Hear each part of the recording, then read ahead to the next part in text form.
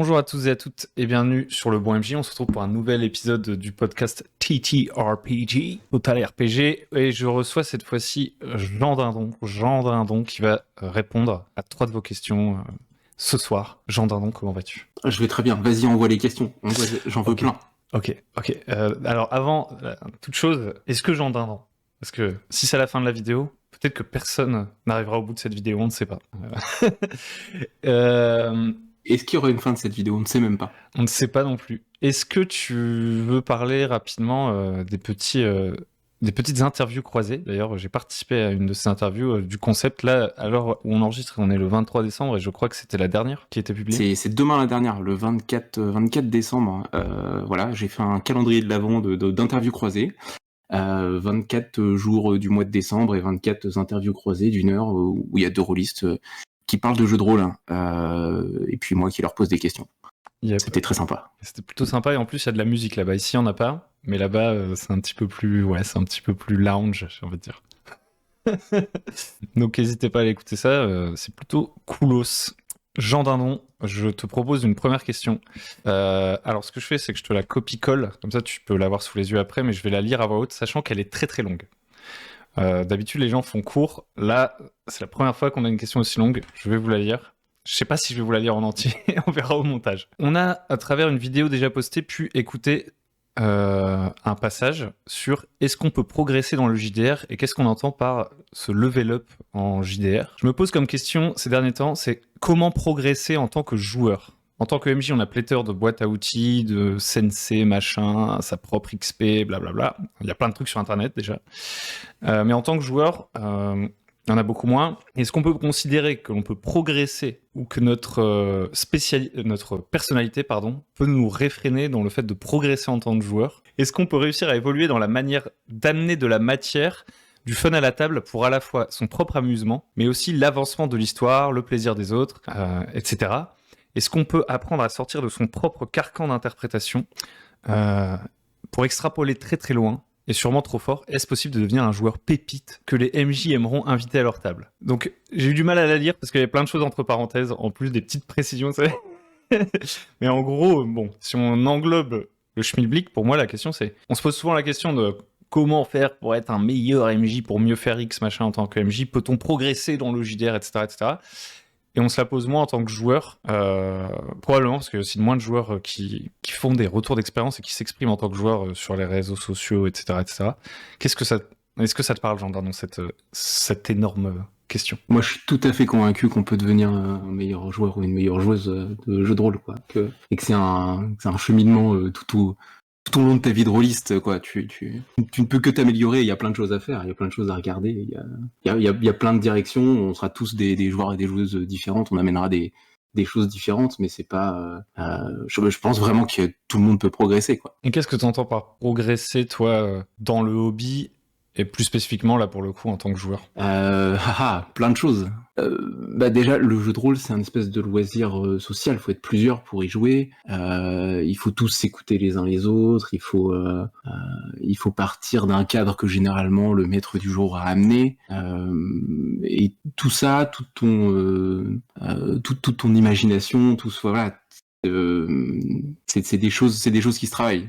Je sais pas si c'est très clair, mais toutes les choses que tu vas amener, tu peux forcément y devenir meilleur, quoi. Tu soulèves un premier point, c'est genre que c'est un jeu social, donc c'est une conversation au jeu de rôle, et j'imagine qu'on peut s'améliorer effectivement un peu dans cette conversation. En fait, moi, quand je lis la question, je vais être honnête, en fait, j'ai bien aimé le tout début de ce que tu as dit, même si c'était peut-être pas voulu comme ça.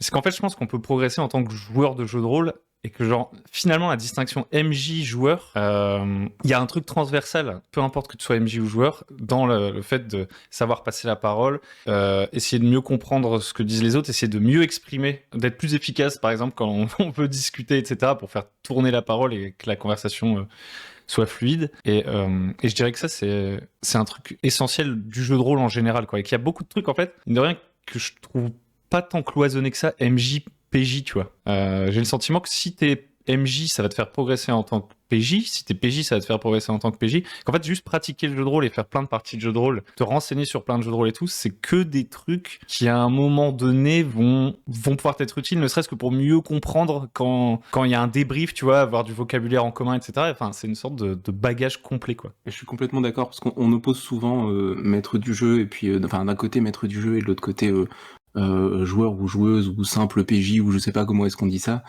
Mais tu mets le doigt sur un truc qui est que c'est une espèce de discussion, et premièrement être dans une posture et avoir une meilleure vision des attendus de ce qu'est l'autre côté du paravent.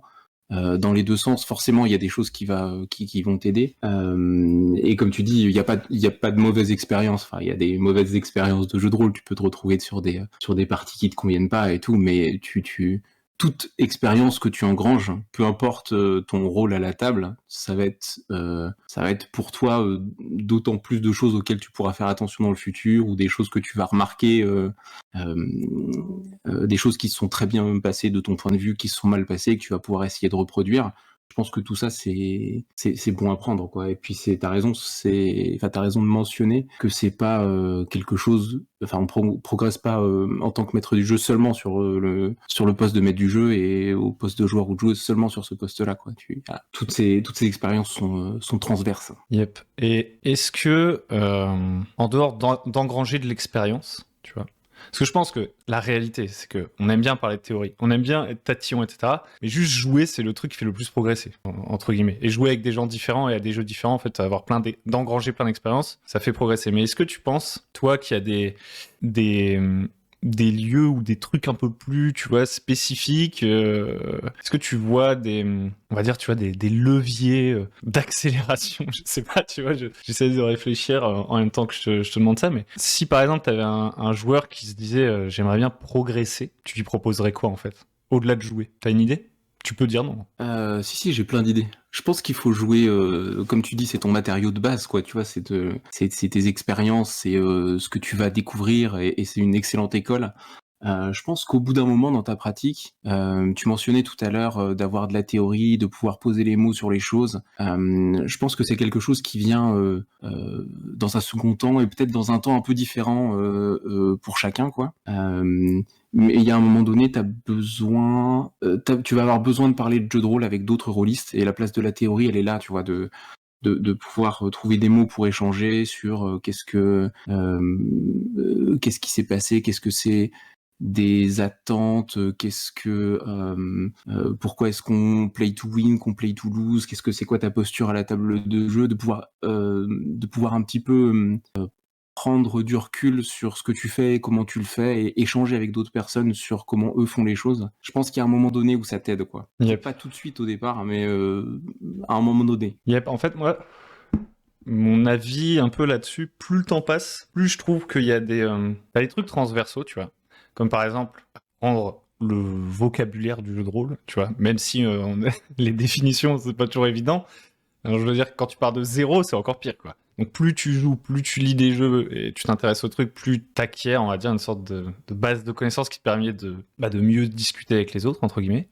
Ensuite, il y a vraiment, pareil, le côté, je sais pas, peut-être que j'en fais trop, mais je pense qu'à force de faire du jeu de rôle, t'arrives plus ou moins à te mettre plus vite dans la partie, à plus vite comprendre des trucs, à plus vite passer la balle, aussi à savoir tirer la couverture vers toi quand c'est nécessaire. Enfin, tu t'adaptes et tout ça, c'est l'expérience. Et tout ça, pour moi, c'est transversal. Mais en ce moment, plus je joue, plus je me dis quand même que c'est pas... Il y a aussi un... Mais l'un sert l'autre. Toute cette expérience engrangée, au début, j'ai l'impression, l'erreur... Enfin, le truc où ça peut un peu te perdre, c'est que... Je vais prendre un exemple, ce sera plus simple. Un jour, tu découvres le concept de play to lose, tu vois. Genre, on te dit, ouais, tu peux perdre et mettre en danger ton personnage et tout. Tu fais, ah ouais, genre, d'accord. C'est pas naturel. C'est bizarre. C'est ça, genre d'habitude quand on joue un jeu, on essaie de gagner, machin. Et des fois, le jour où tu comprends ça, d'un seul coup, tu te dis... Alors des fois, on a juste mis des mots sur un truc que tu faisais déjà, mais des fois tu te dis ah ouais, je pourrais essayer de faire ça. C'est comme la narration partagée, tu vois. Tu fais ah oui, on peut inventer des choses, tout ça, incroyable.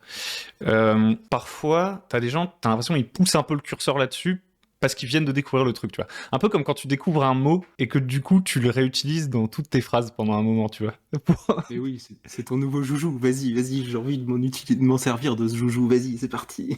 C'est ça, c'est ça. Et en fait, je pense aussi entre guillemets, un skill de joueur qui, encore une fois, est comme un skill de MJ, mais c'est peut-être pas exactement au même endroit que ça se place, de même si tu commences à développer des préférences et même si tu découvres des nouveaux panels d'outils, ne pas tout stacker, en fait. Enfin, j'ai l'impression qu'en gros, un skill aussi, c'est de se mettre au service du jeu auquel on a décidé de jouer. Et tant que le jeu de rôle, c'est une grande nébuleuse, genre tu te dis le jeu de rôle, c'est cet actual play que j'ai vu, ou le jeu de rôle, c'est ma table à laquelle j'ai joué pendant 6 ans et j'en ai pas vu d'autres, etc.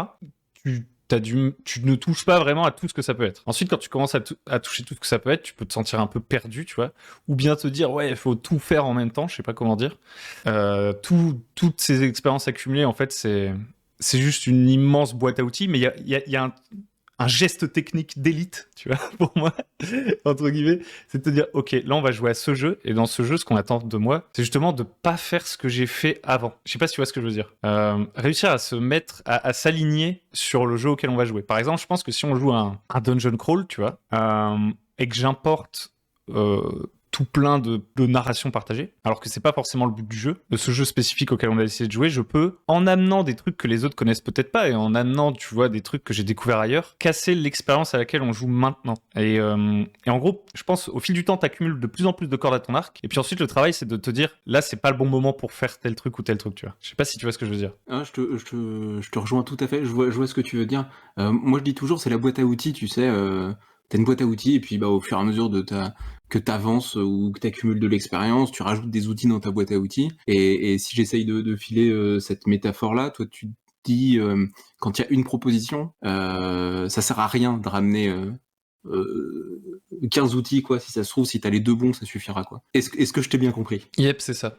T'en penses quoi? Est-ce que Moi, je suis assez d'accord avec ça, et en plus, c'est une, parce qu'il y a aussi un espèce de truc de maturité personnelle, tu vois. Les personnes qui commencent le jeu de rôle plus tard, moi, je suis assez admiratif de la manière dont ils trouvent leur marque beaucoup plus rapidement, et dont ils mûrissent beaucoup plus rapidement dans le loisir, en fait, dans leur posture à la table de jeu, etc. Donc voilà, donc oui, tout ça pour dire que moi je suis dans une période où j'essaye de me dire ok, très bien, des outils, j'ai l'impression d'en avoir plein.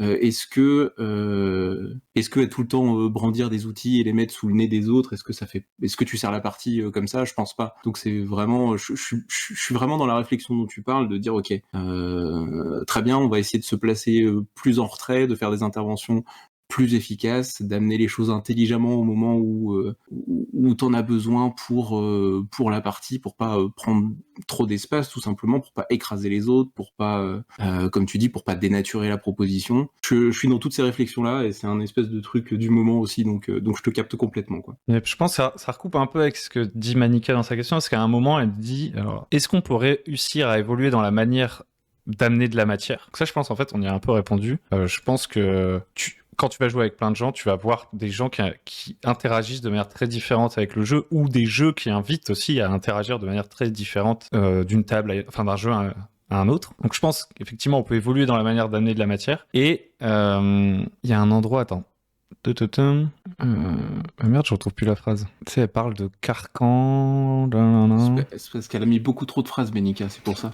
Ouais, c'est ça. En fait, il y a 10 000 questions. Là, on essaie de résumer.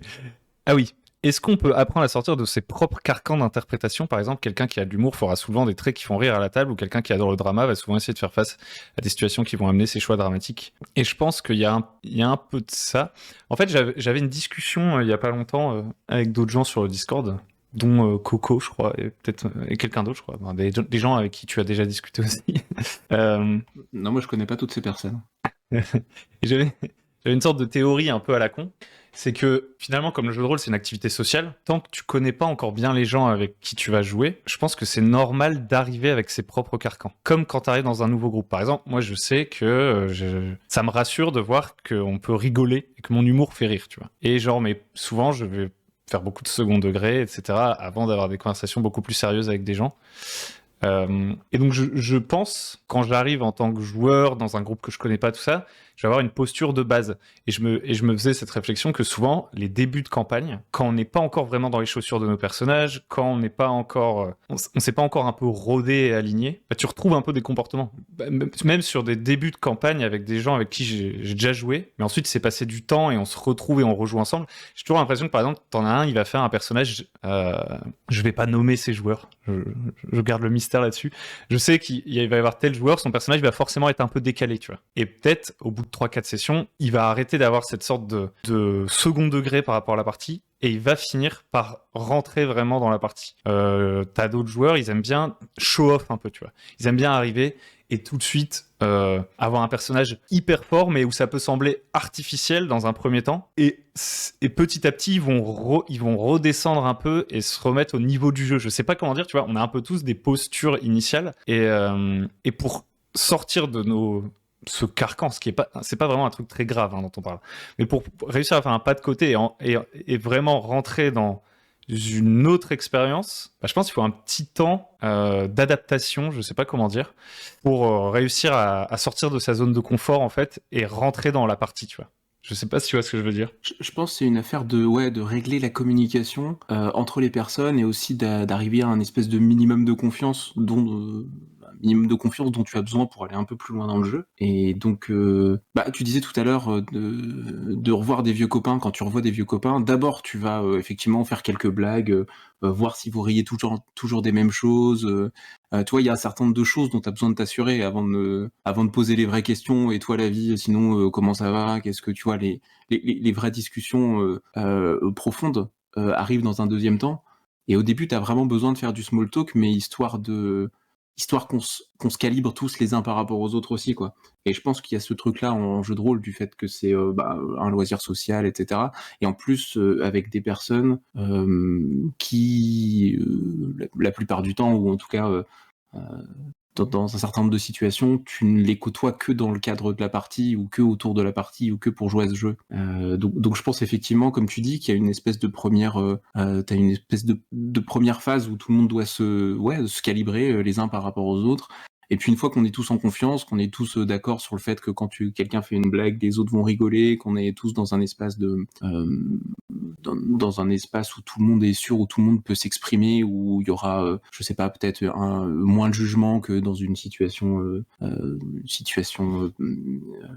mondaine, quoi. Voilà, une situation normale de discussion avec des inconnus. Dès que t'as passé ça, ensuite la vraie partie peut commencer, quoi. Tu peux commencer à mettre tes émotions sur la table. Il s'agit quand même de ça, quoi. Donc c'est pas rien du tout. T'as pas envie de le faire avec n'importe qui et dans n'importe quelle circonstance. Ouais, j'aime bien comment tu as dit en mode le small talk du JDR, tu vois. Le small talk de début de campagne, le small talk de début. Ouais, il y a un peu de ça, ouais, je pense. Est-ce que tu as eu des sortes de déclics ou de révélations de joueurs ou dans ton expérience, dans ton parcours à toi, tu te dis, ouais, ça m'a vraiment changé ma façon de jouer, tu vois. La question qui tue. Il y en a beaucoup de petites, quoi. Je sais pas s'il y en a je sais pas s'il y a beaucoup de choses qui transforment. Enfin, si, t'as quelques prises de conscience, voilà, notamment les jours où il y a des choses qui se passent mal, quoi, si tu veux, qui te forcent à réfléchir, qui te forcent à discuter avec les autres sur, voilà, qu'est-ce qui s'est mal passé, comment est-ce que deux personnes autour de la table en arrivent à s'engueuler ou quelque chose comme ça. Ça, c'est des moments où tu vois, où il y a de la grosse remise en question, mais parce que t'es dans une espèce de situation de crise. Donc je pense qu'il y a ces situations-là. Et puis ensuite, il y a aussi des personnes que tu côtoies et avec qui tu joues. Et à un moment donné, ils font un truc de ouf. Et au niveau du jeu, au niveau de la mise en place de quelque chose dont ils amènent une interprétation, je sais pas, ils font quelque chose qui est vraiment impressionnant. Et puis tu dis waouh, là il s'est passé quelque chose, j'ai pas compris. Puis généralement tu vas rediscuter après avec ces personnes ou alors dire aux autres mais il y avait que moi ou qu'est-ce qui s'est passé, c'était très fort, etc. Je pense qu'il faut décortiquer ces trucs là, quoi. Premièrement il faut les vivre, il faut les apprécier, deuxièmement il faut les décortiquer. Yep. T'as eu des prises de conscience, toi? T'as eu des déclics? Bah en fait, alors dans le package jeu de rôle, ouais, souvent en jouant à des jeux d'ailleurs, enfin en lisant des jeux qui faisaient pas de la même manière les choses, quoi. Après, en tant que joueur, j'ai beaucoup moins d'expérience en tant que PJ en tant que MJ, et du coup, je mets beaucoup plus de temps à analyser. J'en parlais, je sais plus avec qui, mais probablement dans un épisode précédent. Je mets beaucoup plus de temps à analyser ce qui me plaît, ce qui me plaît pas en tant que joueur, probablement parce que je sais moins bien ce que j'aime en tant que joueur qu'en tant que MJ. Par contre, je pense que l'un des plus gros déclics, et je sais pas te dire, je sais pas te faire le storytelling, genre il y a un moment où je m'en suis rendu compte. Et d'ailleurs, cette question le souligne très bien, de se rendre compte qu'en fait, la responsabilité du fait que la partie elle soit cool, si t'attends que ce soit le MJ qui te donne toujours ce que tu veux, j'irais jusqu'à dire que c'est triste. Enfin, c'est dommage en fait, parce que je trouve que genre quand t'es dans un truc où il y a un peu d'exigence, c'est beaucoup plus excitant de le faire, l'activité en question, et être un peu exigeant envers soi en tant que joueur, bah je trouve que ça donne beaucoup plus de saveur en fait à la partie que de se mettre en position de ah là j'ai pas aimé parce que le MJ, ah là j'ai pas aimé parce que les autres joueurs. Je trouve que l'idée que en tant que joueur je suis acteur à tous les étages, pendant la partie, de créer les situations qui m'intéressent, que je suis acteur aussi de mettre en valeur les actions des autres qui m'intéressent, et aussi entre les parties, que je suis acteur de faire évoluer la manière dont la partie se passe lors du débrief, et pas seulement en pointant du doigt le joueur, le MJ, pardon, mais en amenant moi-même des conversations autour de la partie, tu vois, ça rend le rôle de joueur beaucoup plus intéressant, tu vois. Là où on entend souvent que en fait, c'est le MJ qui fait le ton, le rythme, le scénario, l'interprétation des règles, etc., etc., etc. Au bout d'un moment, je me dis, ça sert à quoi d'être joueur? Tu vois, genre, et donc remettre la balle dans le camp des joueurs, en fait, pour moi, c'est trop important, quoi. Et il y a dans la discussion que j'ai eue en podcast avec Maître Renard, il disait quelque chose qui pour moi était extrêmement fort. Il dit, dans une partie de jeu de rôle, tu vas rien recevoir tant que tu donnes pas quelque chose. Et je pense que je pense qu'avec ça, il résume énormément de choses et énormément de choses qui rejoignent ce que tu dis. C'est-à-dire, dans une partie de jeu de rôle, si tu pars du principe que tu viens et que toi tu dois juste être et que toi tu veux recevoir une super expérience et que toi tu veux, voilà, t'y arriveras pas comme ça. C'est pas que ça le jeu de rôle, quoi, tu vois. Et pour lui, c'était vraiment tu ne recevras que si tu donnes ou que si tu donnes au départ, quoi. C'est aussi. On va reboucler avec les déclics, parce que dans je te disais que j'avais pas eu de déclic, etc. Tout au long de mon expérience de jeu de rôle, quoi.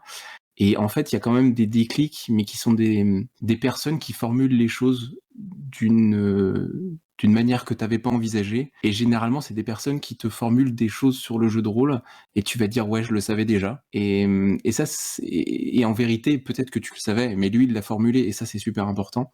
Et les déclics, moi, que j'ai eu sur le jeu de rôle, les choses qui se mettent en place, etc., il y en a beaucoup qui étaient de l'ordre de la pédagogie, et de l'ordre de personnes qui vont t'expliquer les choses peut-être juste sous un angle différent, ou peut-être juste qui vont mettre les bons mots sur les bonnes choses au bon moment. Et c'est aussi, oui, c'est ça, c'est un conseil aussi qui arrive au bon moment de ton parcours, etc. Et les déclics que j'ai eus, c'est beaucoup des choses de cet ordre-là, des réflexions ou des discussions que j'ai eues au bon moment, formulées de la bonne manière. Et voilà, je pense, dans les déclics, moi je vois ça aussi. Yep, c'est vrai. Et d'ailleurs, ça me fait, ce que tu me dis, en fait, ça me fait penser au fait que je trouve aussi que souvent, il y a des conseils autour du fait d'être joueur que je vois passer qui sont beaucoup plus de l'ordre de l'expression et l'interprétation. En fait, tu as des vidéos. Non, je dirais qu'il y a deux grands. S'il y a quelques vidéos sur les joueurs, il y en a vraiment de deux grands types pour moi. Il y a celle sur optimiser son personnage et faire des méga builds sur Donjons et Dragons pour avoir un Ranger moine qui ressemble à Geralt de Rive au niveau 3. Ça, c'est ouais, super. Celle-ci, il faut que les regarder du début jusqu'à la fin. C'est les conseils les plus importants. Les autres, jetez-les à la poubelle. Il y a ça d'un côté, et après souvent c'est un peu des trucs qui tournent autour de la comédie un peu. C'est beaucoup des conseils sur l'interprétation, comme si en fait le rôle de joueur c'était vachement celui d'un acteur. Et pourquoi pas, ça peut être une voie à suivre, mais j'ai le sentiment qui fait vraiment la différence aussi, c'est de lire des jeux de rôle. Et quand je dis ça, bah, je pense qu'il y a des gens qui vont se dire oui et non, moi je joue pas à des jeux de rôle qui sortent, je vois pas, il y a souvent un discours genre je vois pas pourquoi je devrais apprendre des nouvelles règles, ou je vois pas pourquoi je devrais... Enfin, en gros, des gens qui remettent en question l'intérêt qu'il y ait autant de jeux de rôle qui sortent. Et je pense qu'on peut mettre en question l'intérêt d'obtenir tous ces jeux de rôle et de tous les lire. Je pense pas que ce soit nécessaire. Mais par contre, moi, j'ai quand même l'impression qu'un truc qui m'a vachement qui m'aide vachement, en fait, c'est d'avoir lu beaucoup de jeux. Et je trouve que souvent, on se dit c'est le MJ qui lit les jeux. Au fil du temps, t'as beaucoup de MJ qui vont aussi faire PJ et des PJ qui vont devenir MJ et qui vont se mettre à lire des jeux et tout. Mais il y a un peu une sorte de truc qui est vachement différent d'autres jeux de société ou même du jeu vidéo. C'est que dans le jeu de rôle, tu pourrais y jouer en tant que PJ sans avoir la moindre idée des règles du jeu auquel on va jouer. Ça, c'est quand même super différent de la plupart des médiums ludiques, tu vois. Et je trouve que c'est peut-être un truc qu'on a pris pour acquis. Ça peut être cool, tu vois, pour l'accessibilité. Moi, je pense que si je devais faire une partie d'initiation, etc., probablement que je ne demanderais pas aux joueurs de lire toutes les règles avant et tout. Mais par contre, je trouve que c'est vraiment un marchepied pour progresser plus vite, de comprendre, en fait, les mécaniques, plutôt que de se limiter à une sorte de position, presque de volontairement rester un peu dans une sorte d'obscurantisme, tu vois, je laisse le MJ me dire comment ça se passe, en fait. Tu vois ce que je veux dire? Oui, non, mais je te rejoins tout à fait. Moi, la réflexion que j'ai, tu connais la théorie des 10 000 heures? Tu sais, comme quoi, si tu fais quelque chose pendant 10 000 heures, tu vas forcément être bon, tu vois.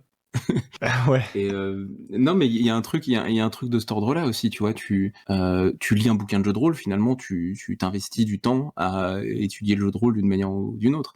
Écoute un super podcast Total RPG ou j'en sais rien. Même chose, t'es en train d'investir du temps dans ton truc, quoi. Et puis au bout d'un moment, si t'arrives à 10 000 heures, tu seras un excellent joueur ou une excellente joueuse de jeu de rôle. Et puis moi j'aime bien cette théorie parce que tu sais, il y a toujours quelque chose à apprendre et tout temps que tu investis dedans, finalement, te servira quelque chose quelque part, tu vois. Moi, j'aime bien cette théorie. Ouais, je suis d'accord. Est-ce que lire tu vois, lire des jeux de rôle, c'est pas juste engranger des heures, tu vois?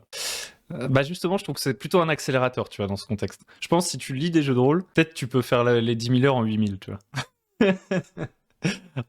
Toutes les heures ne se valent pas. Je pense qu'il y a un peu de ça. En fait, ce que je veux dire, c'est que souvent, en fait, il n'y a pas de devenir un excellent rôliste. Pour moi, ça ne veut pas dire grand-chose, parce que ça voudrait dire que tous les jeux auxquels on joue sont à peu près les mêmes, d'une certaine façon, ce qui, je trouve, n'est pas le cas.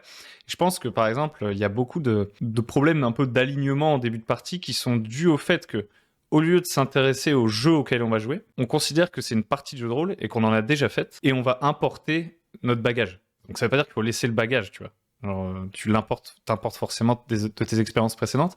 Et je pense par exemple que si t'es dans un jeu, je sais pas moi, vachement en narration partagée, tu vois, ben si t'as lu un peu le bouquin du jeu auquel tu vas jouer, ou que le MJ à la limite, ou que t'as trouvé des aides de jeu, ou une vidéo qui l'explique, t'es peut-être pas obligé d'avoir lu toutes les règles. Qu'en gros, tu t'es vraiment intéressé au jeu en amont, plutôt que de te dire il va y avoir un facilitateur et moi je vais faire mon jeu habituel et puis je me réajusterai quand les autres me le demanderont. En fait, tu peux arriver en sachant ce qui est attendu de toi durant la partie. Ouais, je suis d'accord. Je te rejoins exactement sur tous les jeux de rôle ne se jouent pas tous de la même manière et toutes les parties ne se jouent pas avec les mêmes outils en fait en vérité. Et plus tu lis de jeux de rôle et plus t'as d'idées sur les attendus, sur voilà, tu citais la narration partagée, mais effectivement ça peut être aussi tu vois faire une murder party, une partie dans un GN ou faire du jeu de rôle par écrit ou j'en sais rien. Et en fait toutes ces choses-là, faire l'exercice ne serait-ce qu'une fois, ça te force à réfléchir à comment est-ce que tu abordes le RP un petit peu différemment. Et je trouve que le fait de multiplier des expériences un petit peu différentes de jeux de rôle te permettent d'enrichir ton expérience première, tu vois, celle que tu vas jouer la plupart du temps, le RP autour d'une table, les parties de jeux de rôle plutôt traditionnelles, ce qui va se jouer la majorité du temps. Mais d'avoir essayé de faire d'autres choses à côté et de te dire, ok, peut-être que ça, ce petit outil, je peux le garder. Ah, mais je me rappelle, j'avais déjà fait ce genre de truc dans tel jeu. Est-ce que ce serait pas le bon moment maintenant de m'en resservir? Je pense que tout ça, c'est comme tu dis, c'est des heures, c'est des heures qui te font gagner sur tes 10 000 heures. Ce sera si tu passes 10 heures à diversifier, en vérité, tu auras gagné 20 ou 30 heures d'expérience, tu vois. Voilà, par le fait que tu as fait des touchés à des trucs différents. J'aime beaucoup cette idée, celle que tu amènes. Ouais, on va dire, genre, il y a des heures qui valent 1h30. Je pense qu'on a... Vas-y, c'est parti. C'est à peu près la conclusion, je pense, de cette étude scientifique qu'on vient de mener. Je regarde vite fait la question. Est-ce que tu as l'impression qu'il y a un truc dans la question duquel on n'aurait pas parlé, ou un truc que tu voulais dire? On n'a pas beaucoup parlé de jeux de rôle, en fait. Non, mais on n'a rien parlé de concret sur une partie de jeu de rôle, tu vois, c'est ça qui est. On a parlé de plein de choses autour. C'est pas faux. Je relis vite fait. Est-ce possible de devenir un joueur pépite que les MJ aimeront inviter qu'en tant que MJ? Alors, il y avait des trucs entre parenthèses. Par exemple, là, c'est est-ce possible de devenir un joueur pépite que les MJ aimeront inviter à table? Car en tant que MJ, je cherche souvent à travers les parties que je mène des personnes que je vais inviter à mes parties en mode VIP. Ok. Est-ce que, ouais, il y a des sortes de MVP du jeu de rôle, genre t'es en mode je veux absolument les avoir? Je sais pas. Je trouve que c'est compliqué de dire, tu vois, il y a des MVP du jeu de rôle, il y a des personnes avec qui c'est très très agréable de jouer, c'est sûr, quoi. Mais si t'entretiens le fait qu'il y aurait des surjoueurs et des surjoueuses, tu vois, premièrement, tu vas avoir des personnes qui vont vouloir être dans cette posture par des désirs de reconnaissance et pas pour jouer des meilleures parties de jeu de rôle. Et du coup, tu vas avoir tout un tas de travers, je sais pas. J'imagine que tu vas avoir des travers, des gens qui sont là pour écraser les autres, pour briller plus, tu vois. Ouais. Je sais pas s'il y a des. Enfin, s'il y avait un classement des joueurs de jeux de rôle, il y aurait forcément des gens qui essaieraient de grimper jusqu'en haut, tu vois. Et ce serait pas forcément les personnes que tu vas avoir à ta table, en vrai. Ouais, je pense qu'il y a de la subjectivité là-dedans. Il y a forcément des trucs qui nous font dire ah j'aime bien jouer avec lui, pas avec lui, machin. Moi, je pense un truc que j'aime bien et en fait qui n'a pas grand-chose à voir, à vrai dire, avec la partie en tant que telle, c'est de voir que la personne, en fait, savoir qu'on va pouvoir justement discuter et tout.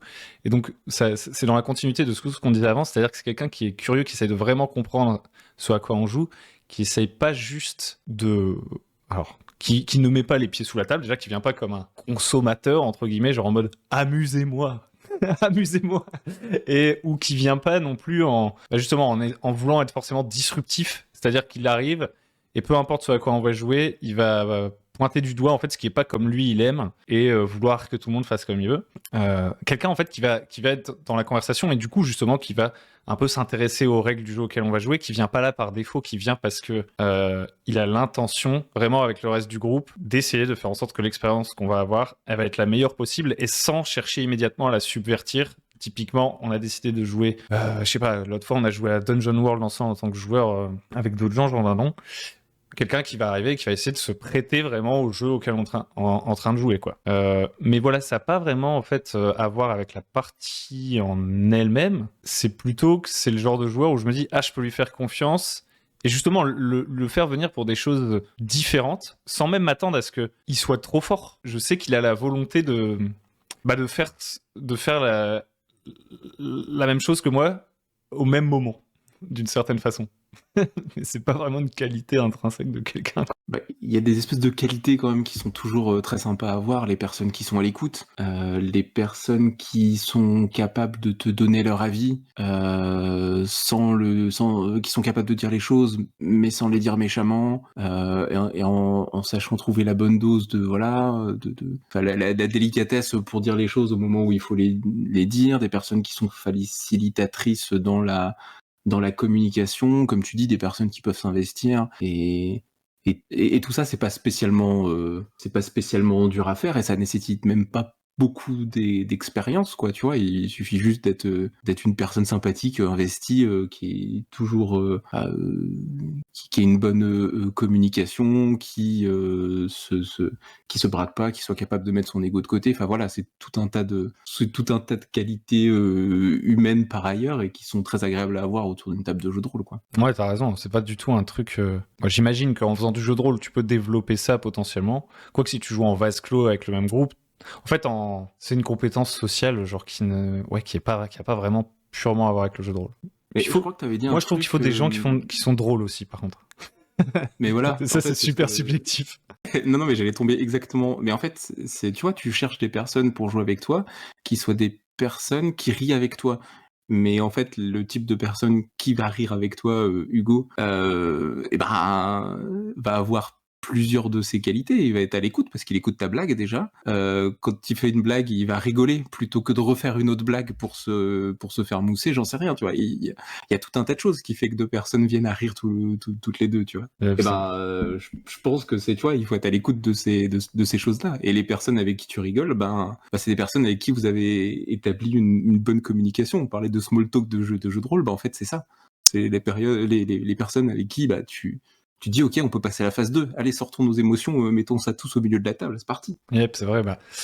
C'est malheureusement ça. Tu vois, je sais pas si c'est un truc qui peut vraiment. On divague. Je vous assure et je t'assure, Jean Dardon, que même si on est à 42 minutes de vidéo, il y aura encore 2 questions. C'est terrible. J'espère. Moi, parce que moi, je veux celle sur les méga donjons, c'est tout. On y vient. Et genre, un truc que je me dis là-dedans, c'est quoi? Ça, c'est pas vraiment un truc qui se bosse. Je pense quand même qu'on peut dire tout ce qu'on veut sur le drôle. Il y a un truc, un peu de vibe. Et qu'en fonction des périodes, il y a des joueurs avec qui on va plus ou moins s'amuser, etc. Et que ça n'aura pas forcément à voir avec l'expérience accumulée, des compétences particulières.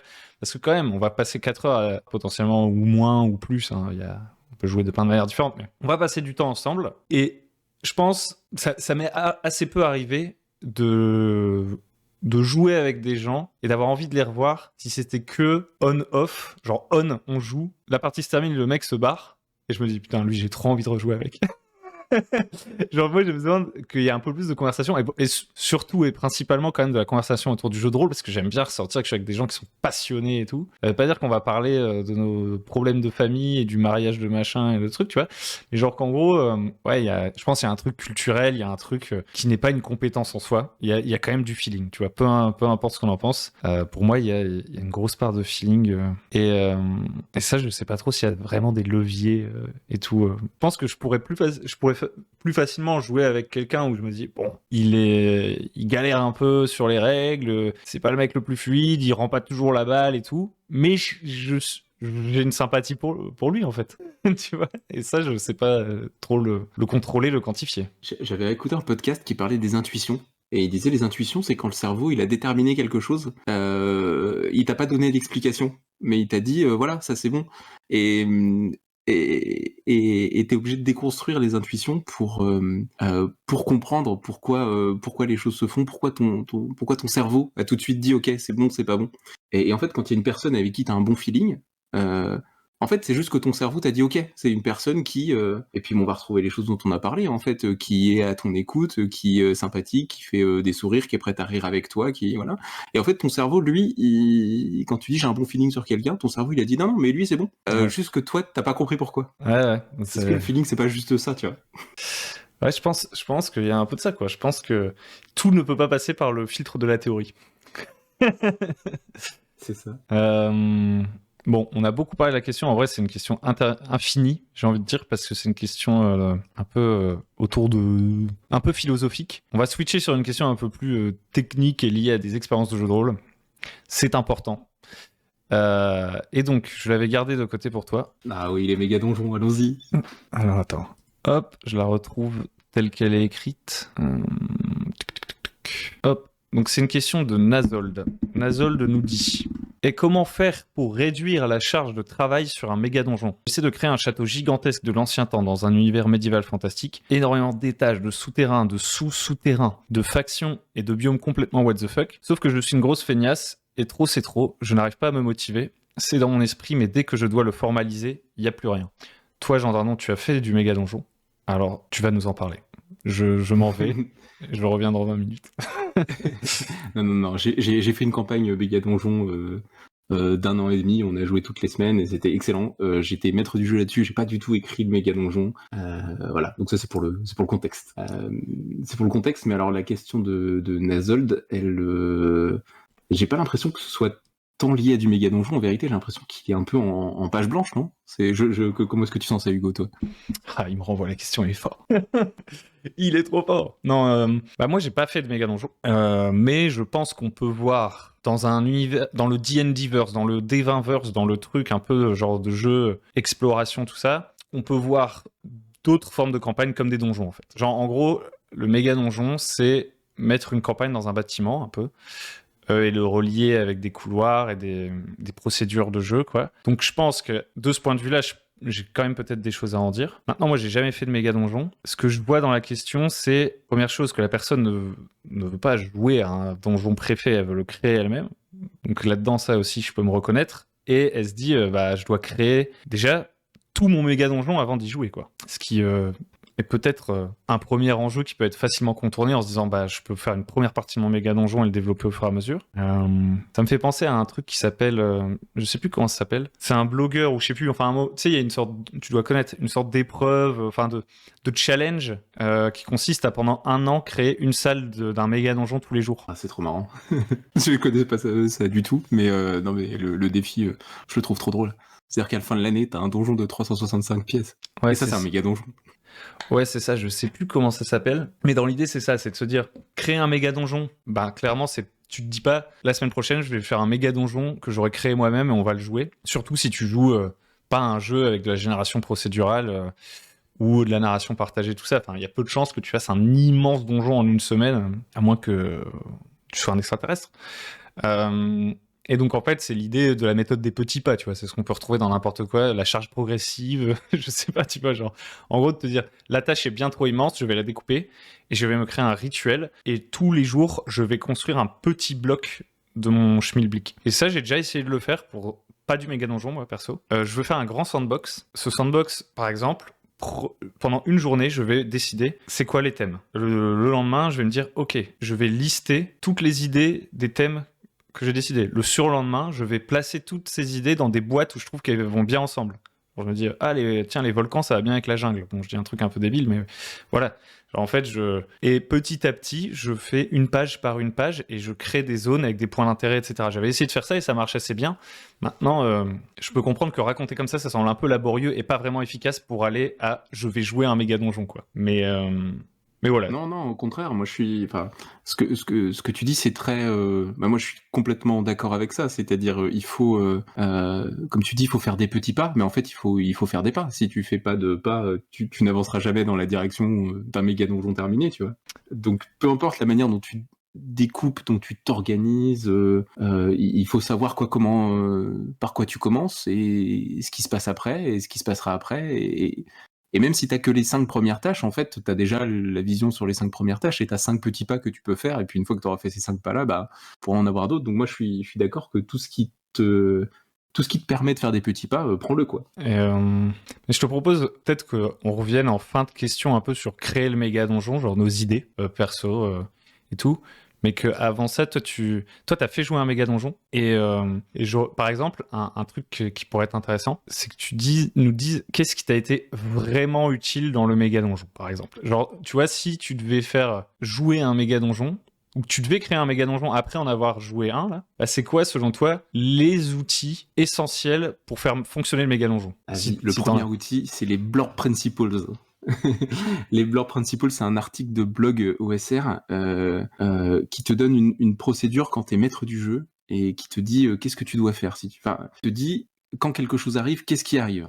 Et il te dit premièrement, soit tu as écrit quelque chose dans ta prep, et ça veut dire que c'est ce qui va arriver parce que c'est le premier niveau de vérité en fait. Donc si tu as écrit quelque chose dans ta prep, ce truc-là arrive. Donc déjà, il faut que tu aies écrit dans ta prep les choses qui doivent arriver obligatoirement, il faut que ce soit écrit. Deuxièmement, c'est si t'as rien d'écrit dans ta prep.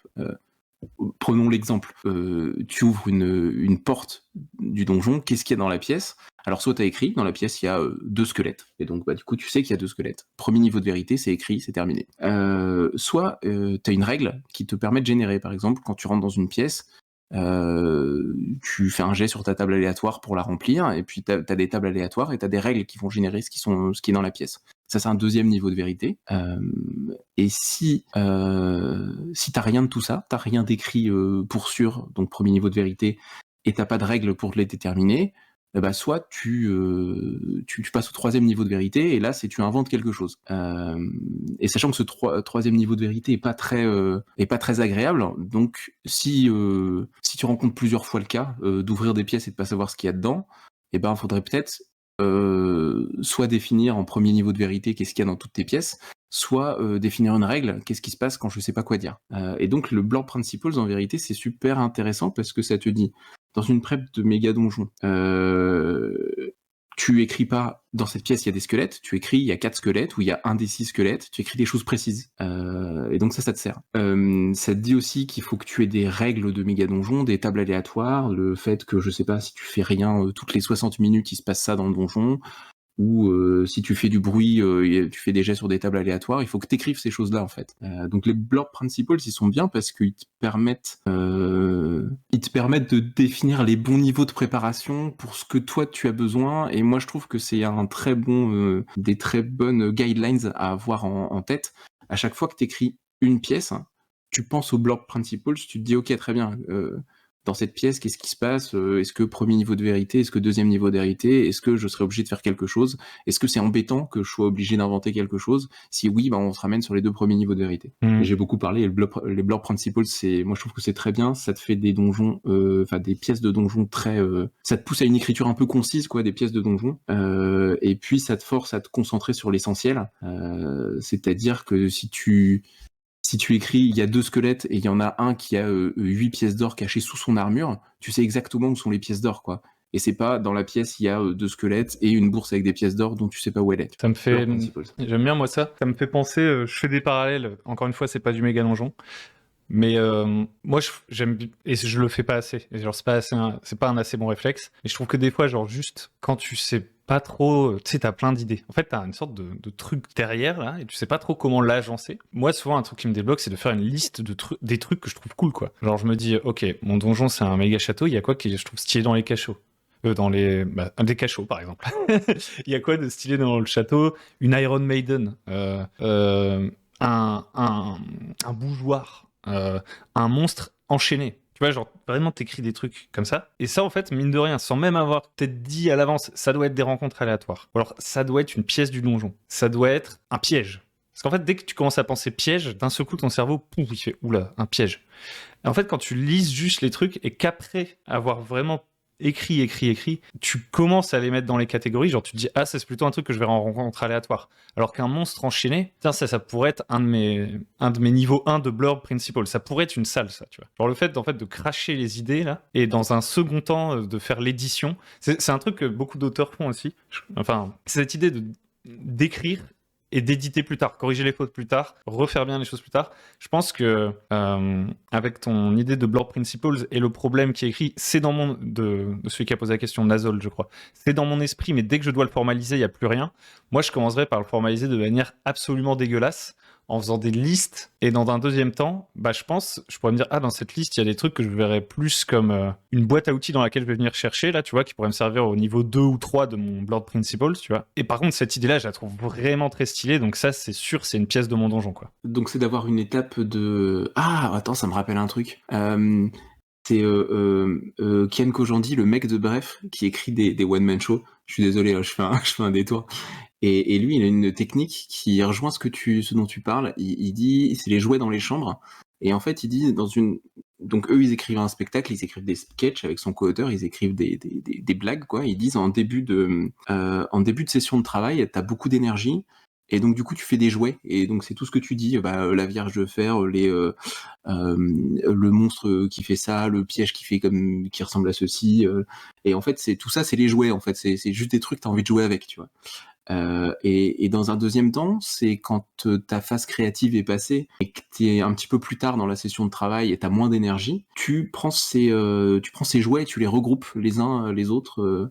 Ceux qui vont bien ensemble, quoi, et tu les mets dans des chambres, si tu veux. Et puis donc ça, t'as la chambre la chambre des cachots, et donc dans la chambre des cachots, tu vas y ranger tous les jouets que t'as envie d'y mettre.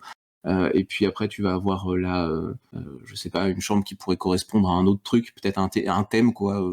Je sais pas si ton donjon est traversé par un thème, et dedans tu vas ranger tous les jouets qui ont rapport à ce thème-là. Et donc voilà, eux ils font les jouets dans les chambres, et ça me fait penser à à la manière dont tu présentes les choses, tu vois. Il faut d'abord tout jeter et après mettre tout jeter, sur la table, quoi, et puis après les regrouper. C'est ça, je pense que il vaut mieux d'abord mettre les trucs sur le papier pour ensuite les discriminer. Parce que des fois, il y a des idées, en fait, juste... Des fois, tu hésites entre 3 idées. Et tant que t'as pas écrit les 3 idées et que tu t'es pas dit, je peux en garder... Enfin, c'est plus quantitatif que ça.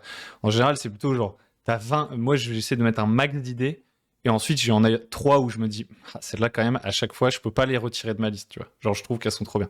Mais on s'éloigne un peu du sujet, mais voilà. C'était un premier truc, je pense, pour essayer de... En tout cas, moi, ça marche avec moi, apparemment, avec Ken Kojandi aussi.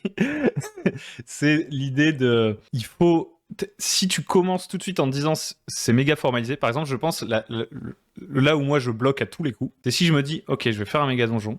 Je sais que c'est le donjon des squelettes. Tu vois, j'ai déjà une idée du thème et tout.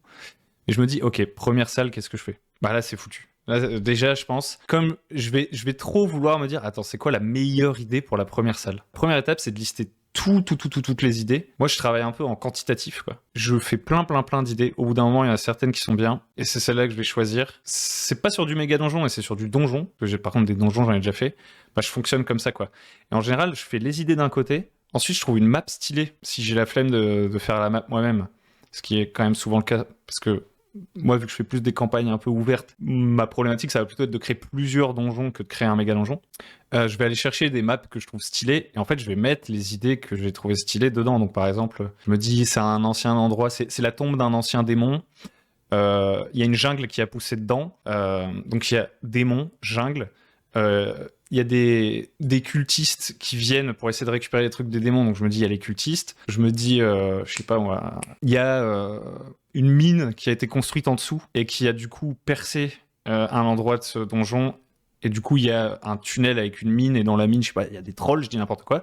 Je note tous les trucs, et j'essaye pas de surinvestir dessus. Une fois que j'ai un peu ce schmilblick en tête, je vais aller chercher une map, et si ça tombe au moment de la map, je vais me dire ah, cette map là est vraiment trop stylée, mais il n'y a pas vraiment d'endroit qui ressemble à la mine, donc je vais enlever l'idée de la mine, tu vois. Et en gros, j'essaye de préparer en avançant. De juste créer de créer des trucs et d'avancer, et pas d'essayer de faire les choses dans une logique très chronologique ou très spatiale, mais je dirais progressive, en faisant entrer, l'endroit où on accroche les manteaux, le hall, l'escalier. Non, c'est pas comme ça que j'avance, c'est pas du tout comme ça, c'est juste, il y a plein d'idées, ensuite il faut les spatialiser, etc. Donc je sais pas du tout comment fonctionne Nazol, je pense que ça c'est des trucs très subjectifs. Je vais essayer de relancer sur plus du... Attends, j'ai encore plein de choses à dire. Vas-y, alors. Il y a je le refais. Il y a une de tes vidéos, je me rappelle que tu lances des dés pour déterminer l'agencement de ton donjon là. C'est aussi le genre de générateur de contraintes qui, à mon avis, peuvent te permettre de canaliser aussi ta créativité, quoi. Quand tu dis j'ai trop d'idées, mais en fait t'as beaucoup d'idées et tu sais pas comment les ordonner. Et à ce moment-là, il te faut des contraintes, quoi. Bah, cette vidéo, par exemple, le fait de lancer des dés sur une feuille pour spatialiser le truc, bah, ça te donne des contraintes, parce que maintenant tu sais où sont tes pièces, tu sais plus ou moins comment elles sont agencées, où tu peux imaginer. Enfin, donc il y a aussi toute la partie je gamifie, ou bien je me trouve des contraintes afin de pouvoir avancer, quoi. Je me rappelle que il y a une vidéo de Matt Colville où il dit très bien, vous voulez faire un donjon, vous savez pas quoi faire, je vais vous dire quoi faire. Vous faites 3 étages, et dans chaque étage, vous faites 3 zones, et dans chaque zone, vous faites 3 pièces. 3 x 3 x 3, vous avez un donjon de 27 pièces, et voilà. Et vous saviez pas ce que c'était votre donjon, maintenant je viens de vous le dire. Débrouillez-vous avec ça, et puis après, si ça vous va pas, vous changez. Mais en fait, c'est un peu dans l'idée, mets-toi une contrainte de création, et ça va te forcer à faire des choses, et ça va te forcer à avancer. Yes, complètement. Et alors moi, si par exemple, en fait, je pense n'avoir jamais joué à un donjon que j'ai généré en jetant des dés comme ça. Je me suis déjà prêté à l'exercice, mais par exemple, ça marche pas hyper bien avec moi. Et donc, je dirais que on peut parler de 1001 manières de faire des contraintes et tout. Ça pourrait même faire l'objet d'une vidéo spéciale. Honnêtement, j'en sais rien. Par contre, un truc que je trouve efficace, et je pense potentiellement universel, potentiellement, j'ose le dire. Mais oui, universel. Moi, j'ai fait une étude américaine et je peux te dire que c'est universel. Merci. S'il y a une étude américaine de Jean Dindon à l'appui, je suis rassuré. Moi, j'ai du mal à partir vraiment d'une contrainte. En vrai, généralement, j'ai envie de partir d'une idée. Et par exemple, Nazol dit, j'ai cette idée d'un château gigantesque. Avec des étages souterrains. J'ai l'impression qu'il y a déjà des idées de biomes, des idées de factions, tout ça. Et moi, j'avoue que je serais plutôt comme toi, Nazol, je suppute en 3 phrases écrites de ta part. Je serais un peu comme toi, c'est genre, il y a d'abord des idées, et le but, c'est maintenant d'en faire quelque chose. J'ai beaucoup de mal, par exemple, tu vois, à m'attacher à un donjon où j'aurais tiré 6 dés aléatoires, et je me dis vas-y, je vais créer un donjon à partir de ces 6 trucs. Je peux faire l'exercice, mais il y a quasiment aucune chance que j'y tienne, que j'ai envie d'y jouer, etc., etc.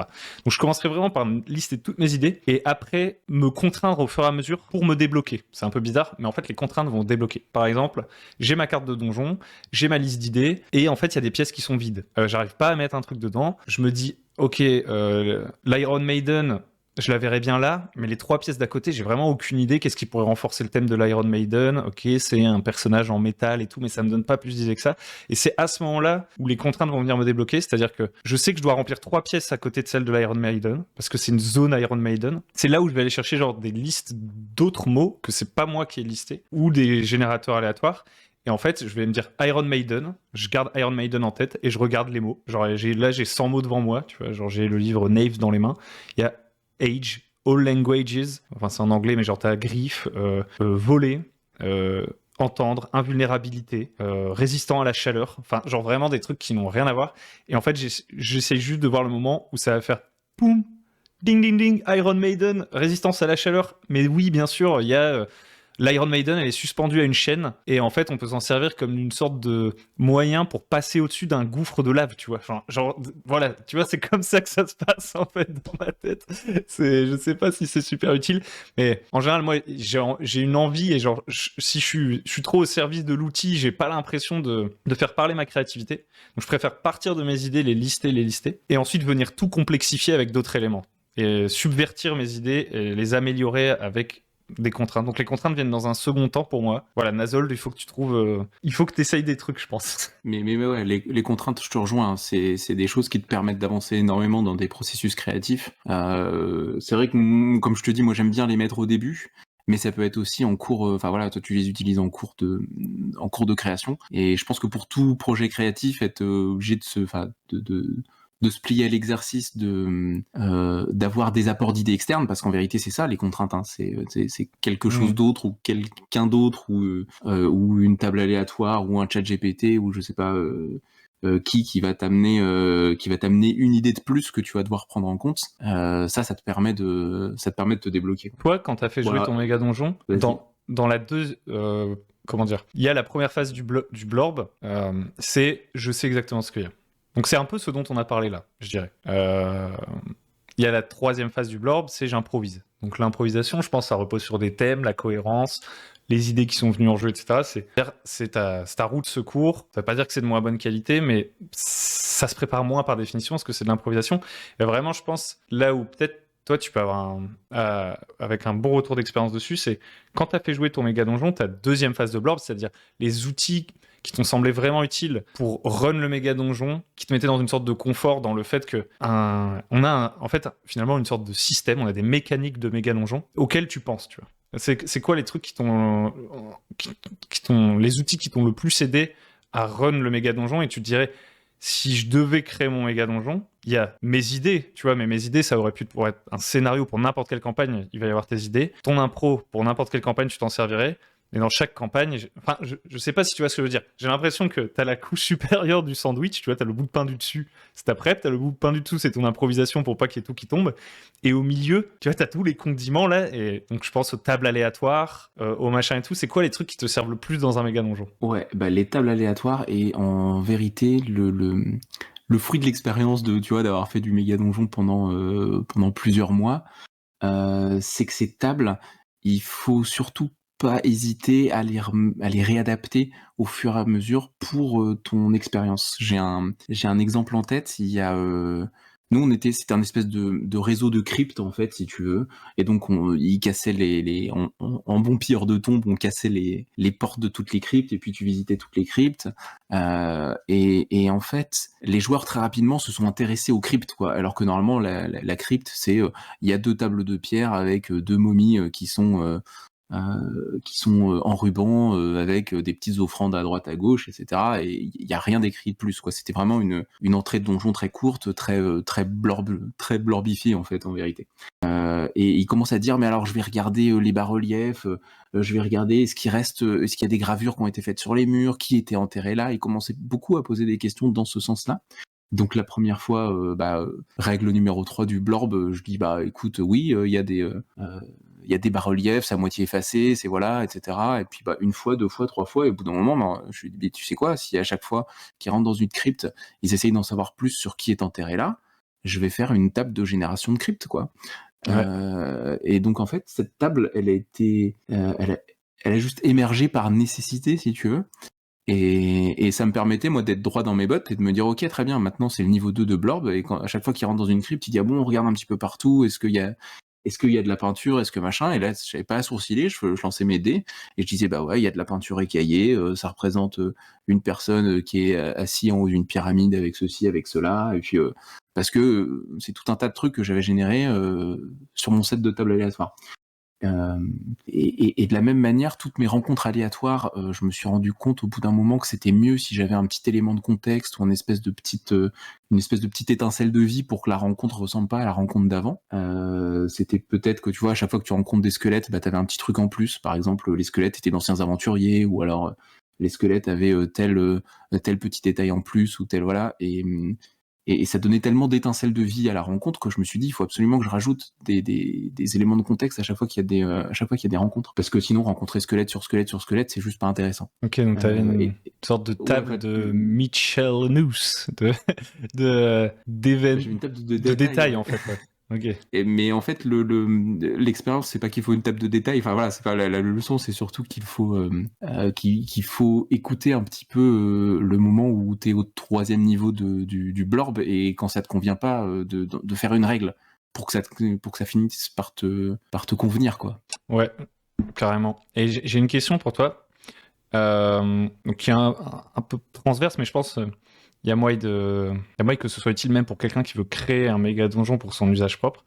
À quel point c'était compliqué En fait, le méga donjon, sous forme de texte, c'est quand même une immense liste de pièces décrites par du texte. À quel point tu connaissais ton méga donjon, à quel point tu le lisais, à quel point tu le découvrais en jouant. Je pense que par exemple pour Nazold, il peut tout de suite faire un méga donjon sous forme de bullet point, parce que potentiellement, comme ça sort de ce qu'il a imaginé, il saura tout de suite ce que c'est. Toi, tu as découvert un méga donjon écrit par un autre. Est-ce que tu t'amusais à le re-résumer? Est-ce que tu le traduisais en direct? Parce que j'imagine que c'était en anglais. Enfin, je sais plus.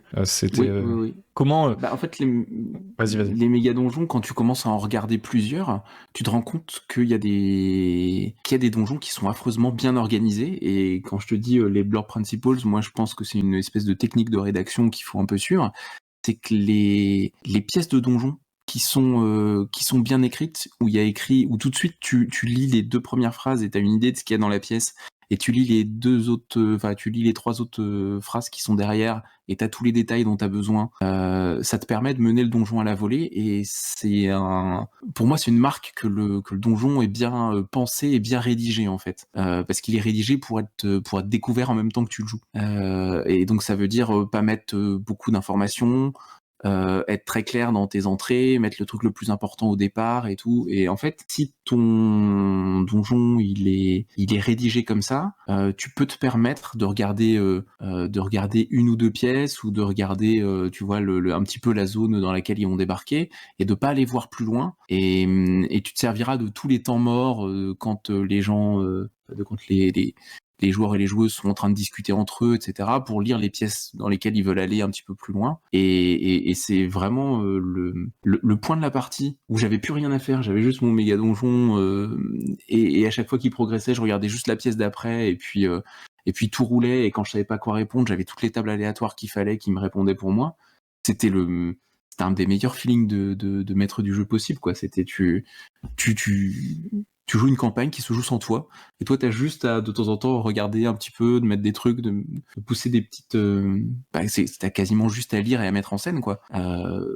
Et c'est royal, quoi. Quand tout ça est bien réglé, quand toutes ces mécaniques de jeu, quand tout le workflow, je sais pas comment on dit ça, tu vois, est bien réglé, c'est le bonheur, quoi. Le bonheur. Ouais, du coup, toi, après ta prep, ça consistait à, comme tu disais, mettre à jour ce qui avait déjà été visité pour qu'on quand on y repasse, ce soit différent, éventuellement faire réagir les factions un peu comme des fronts dans un jeu Powered by the Apocalypse. Enfin, faire réagir les factions comme dans n'importe quel jeu où il y a des factions, j'ai envie de dire. Et, Ouais, t'avances tes clocks et tout, et puis finalement, quand t'as tous les bons outils pour faire toutes les bonnes choses, t'as plus qu'à arbitrer, tu vois. Et c'est, pour moi, c'est ouais, c'est vraiment, c'est le moment où où le méga donjon est le plus magique, quoi.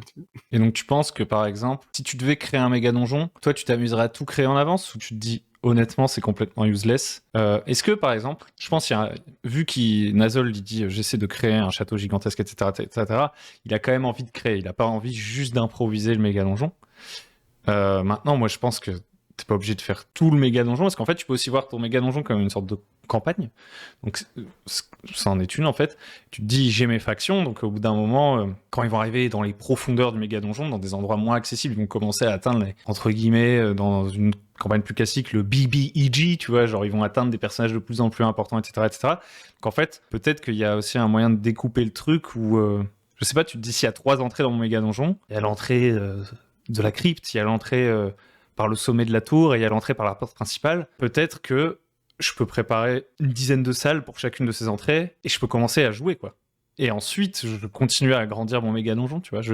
Est-ce que ça te semble envisageable, toi Enfin, ça me semble pas déconnant. Je pense que c'est possible. Après, moi, j'aime beaucoup quand quand le donjon est cohérent, quand il y a de l'écologie, l'écologie du donjon. Donc, c'est le fait que tout cohabite, que quand il y a, je sais pas, une faction qui s'est fait décimer par les PJ, par exemple, et ben, il y a d'autres factions qui viennent s'installer à sa place. J'aime bien que tout soit cohérent, ait sa logique interne. Et ça, je sais pas si tu peux le conserver en ayant une espèce de donjon quantique où t'en as fait, tu vois, t'as juste fait les 3 zones que tu peux accéder, et puis les autres, tu t'es dit, bah, je verrai plus tard, tu vois. Je trouve que c'est pas tout à fait satisfaisant. Mais si ta perspective, c'est plutôt de jouer à un donjon peut-être un petit peu gonzo, où les choses ont moins ont moins de cohérence, où finalement, c'est pas grave d'avoir des pièces qui ont pas grand-chose à voir les unes à côté des autres, ou des zones où tu te dis, bah, il y a des énormes, enfin, il y a quand même des petites incohérences, et si tout ça, c'est pas grave, ce qui est une logique tout à fait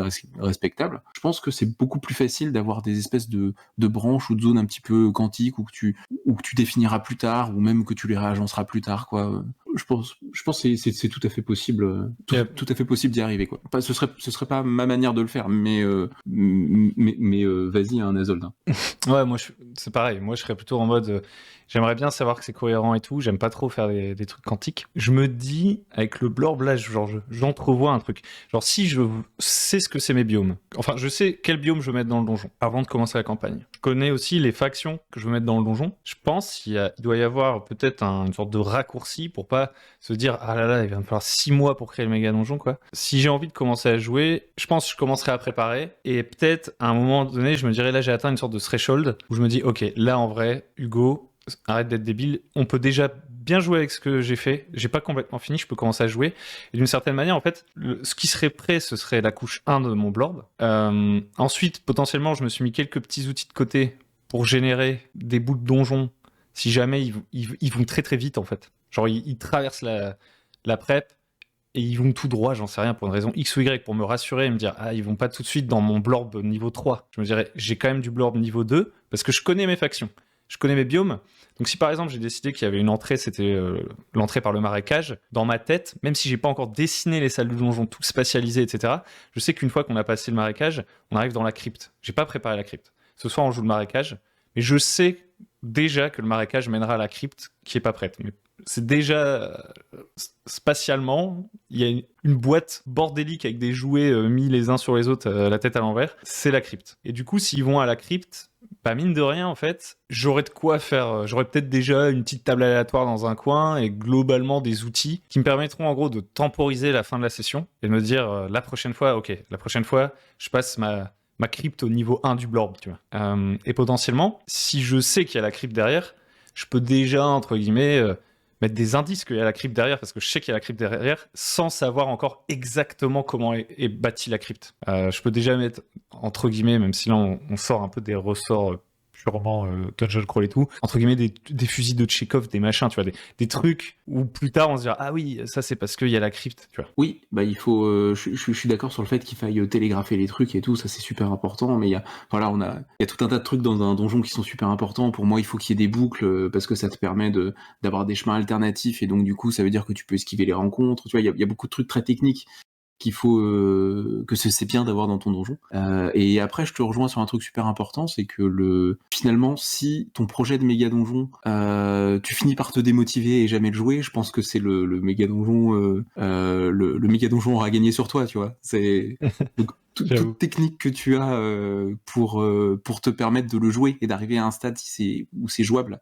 Même si il y a la moitié de ton donjon qui est pas écrit, prends quoi, parce que de toute façon tu prendras et t'ajusteras l'expérience en jouant et tu découvriras en jouant de quel méga donjon t'as besoin, quoi. Est-ce qu'il y a encore des choses que tu as envie d'ajouter sur les méga donjons Jean d'Inde?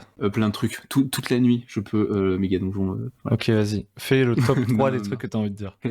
Non, il y a un seul truc que j'ai que j'ai à dire, c'est que j'ai jamais écrit de donjon, de gros donjons, mais parce que à chaque fois que je regarde des donjons dans la littérature, que je lis des donjons, je me dis c'est trop bien, j'y aurais jamais pensé tout seul. Et donc du coup, j'ai aucun problème à mettre mon talent d'écrivain et d'auteur de jeux de rôle qui vaut ce qu'il vaut, de le mettre sur la touche pour prendre un matériau qui est bien rédigé et probablement qui a été playtesté par plusieurs groupes de joueurs, de joueurs et de joueuses, et sur lesquels il y a plusieurs MJ qui sont relayés, qui ont fait des retours à l'auteur, qui a réajusté, etc.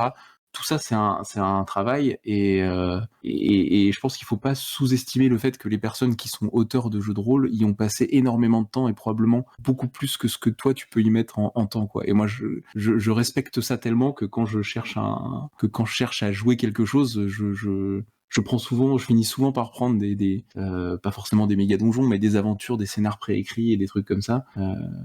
Voilà. Parce que la chose que personne ne vous dira jamais, c'est que être auteur de jeu de rôle et être maître du jeu dans le sens animer une bonne partie, c'est deux écoles de talent qui sont, c'est deux écoles de compétences différentes, avec effectivement des recoupements, et être très bon dans un domaine t'aidera forcément dans l'autre, mais tu peux très bien être le meilleur animateur de parties de jeu de rôle sans avoir aucune fichue idée de comment est-ce qu'on écrit un bon scénario, et de prendre quelque chose que quelqu'un a déjà fait pour toi, pour pallier à ce que tu veux pas faire, ou ce que tu sais pas faire, ou ce que tu te sens pas de faire. Et c'est d'autant plus vrai pour le méga donjon. Tu vois, je vois, il y a d'autres trucs où je me dis, potentiellement ça se discute, il y a des choses il y a des passerelles entre... Enfin, je pense, par exemple, tu peux lire beaucoup de fiction, etc. Ça va t'aider vachement à improviser parce que t'as vu des films, etc. Ça veut pas dire qu'une partie de jeu de rôle, c'est un film. Je pense qu'il y a plein de trucs dont tu peux t'inspirer et tout. Tout peut inspirer ton jeu de rôle, un documentaire, n'importe quoi. Par contre, il y a quand même très peu de livres de méga donjons. Tu vois, genre, tu lis rarement le soir avant de te coucher. Un roman, c'est un méga donjon. Il n'y a pas beaucoup de films. Enfin, tu vois, genre, le méga donjon, c'est vraiment une structure ludique à fond, quoi. Genre, les principes de Jackways the Dungeon, tu vas pas tomber dessus en regardant Arte, quoi. Ouais, je suis d'accord. Bah, en fait, c'est ça. Et le fait comme je te disais, le fait d'avoir joué une campagne de méga donjon, tu te rends compte. En fait, je me suis rendu compte au fur et à mesure du jeu, à quel point il y a certains trucs qui étaient dans le donjon et qui paraissent stupides au départ, mais qui paraissent bêtes, quoi. Et en fait, sont trop bien, mais parce que c'est comme tu dis, parce que c'est une structure qui est super gamifiée, et qui a une espèce de logique interne que tu peux pas forcément comprendre au départ tant que t'as pas un petit peu pratiqué, ou tant que t'es pas confronté au truc dans la vraie situation vraie, quoi. C'est le piège le plus stupide du monde, tu te dis mais c'est un piège stupide, jusqu'au moment où il y a toute l'équipe de PJ qui a perdu toutes ses torches, qui est en train de courir dans le truc poursuivi par des monstres et tout, et là le piège il est 5 fois plus drôle, quoi, parce qu'il permet de mettre de la distance entre toi et les monstres, parce que, enfin voilà. Et ça, tu t'en rends pas forcément compte en lisant des espèces de petites entrées blorbifiées, tu vois. Ah ouais, c'est clair. D'ailleurs, ça me fait penser à un autre truc. Je sais pas à quel jeu tu veux jouer, Nazold, mais je pense aussi que, par exemple, il y a beaucoup de gens qui sont rebutés par l'idée du donjon, parce que souvent, t'as eu plusieurs écoles dans le donjon.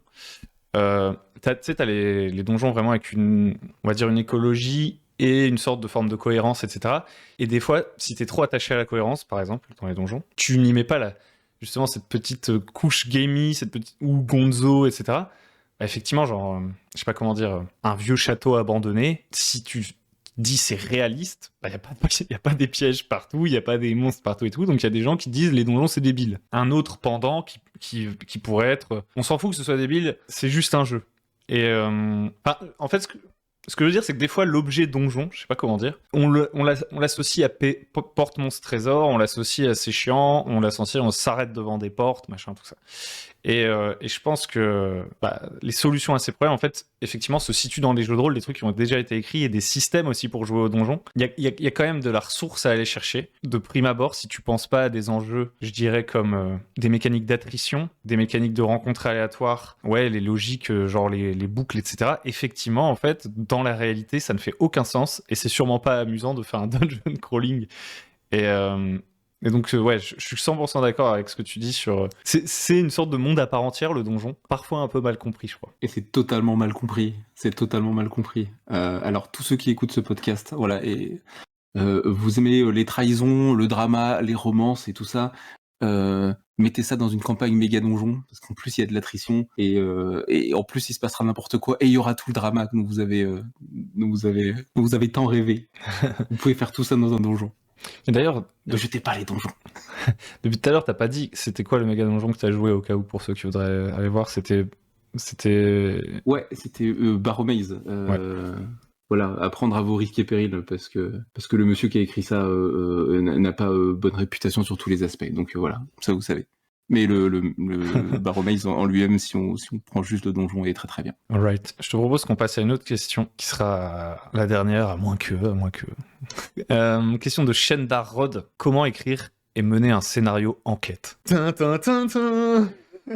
Oh là là, oh là là là là. Alors faites-le dans un donjon, déjà, c'est très important. Est-ce que t'es friand de ça? Bah en fait, on peut parler de scénario enquête. Moi, j'en ai jamais trop écrit. Je suis pas... En fait, en technique d'écriture de scénario d'enquête, je saurais pas quoi dire. Je pense qu'il y a beaucoup de vidéos sur YouTube où il y a beaucoup de choses qui ont déjà été dites et je me sens pas légitime à dire non, il y a un truc vachement important, c'est ci, c'est ça. J'ai l'impression qu'il y en a d'autres qui le font mieux que moi. Donc après, comme tu veux. Est-ce qu'on fait la question, est-ce qu'on la fait pas? Moi, je dis on l'a fait parce que sinon, je vais jamais la faire parce que je suis pas non plus, honnêtement, un méga aficionado de scénario d'enquête. Donc, vous êtes prévenus. Il y a d'autres endroits pour parler d'enquête sur YouTube, mais j'ai déjà joué à des scénarios d'enquête et comment dire, j'ai le sentiment qu'il y a plusieurs écoles de scénario d'enquête et que d'ailleurs, il y a plusieurs manières de faire de l'enquête, que des fois, pour moi, je vais commencer par là, tu me diras ce que t'en penses. Il y a une différence forte entre les scénarios à mystère et les scénarios d'enquête. Moi, j'ai eu beaucoup de fois, on m'a dit c'est un scénario d'enquête, et à la fin, je me suis dit, j'ai pas eu l'impression d'enquêter.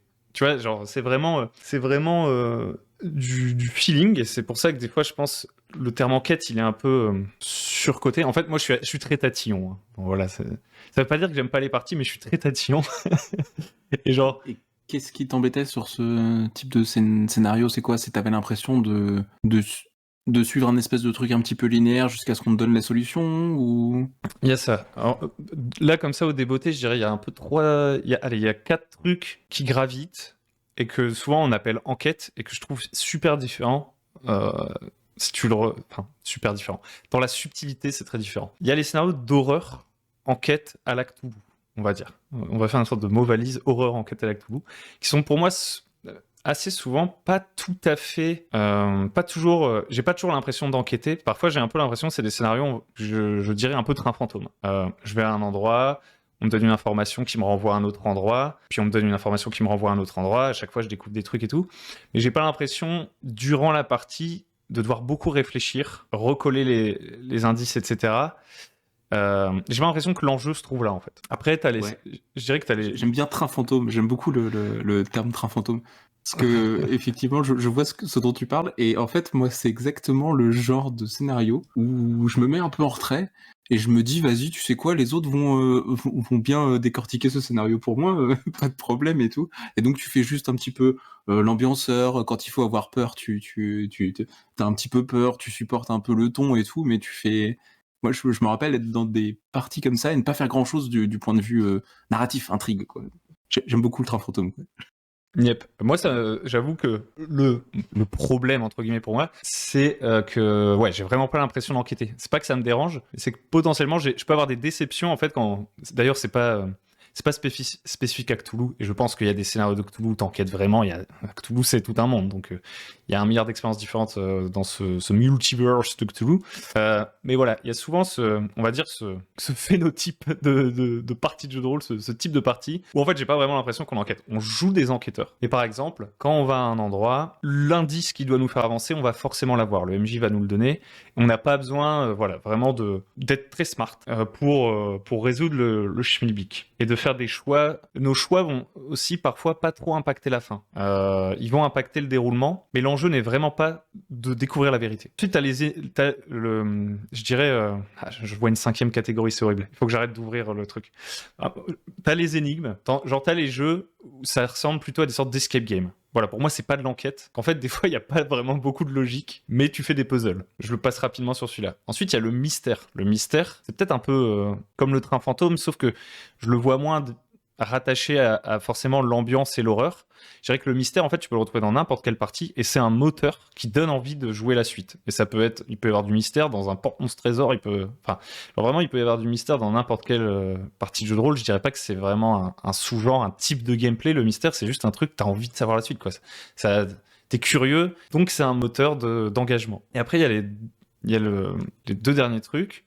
Il y a les enquêtes, il y a des jeux, j'ai jamais joué, mais je sais que ça existe des enquêtes émergentes, où là le but, c'est pas tellement d'enquêter, parce que en fait la réponse, elle est pas déterminée à l'avance. Donc tu peux pas, à la minute 1 du jeu, faire des déductions qui vont t'amener vraiment à la conclusion, puisqu'en fait, c'est les mécaniques de jeu qui vont générer au fur et à mesure l'intrigue, et en fait, on est un peu en position de découverte, un peu d'auteur aussi peut-être. Je connais pas très bien ces jeux, mais je sais que ça existe aussi. Voilà, l'enquête émergente. Et je pense, pour terminer, sur ce que Shendar Rod y demande, comment écrire et mener un scénario d'enquête vraiment on a l'impression d'enquêter. Pour moi, c'est la dernière catégorie et c'est assez rare. C'est la partie de jeu de rôle vraiment.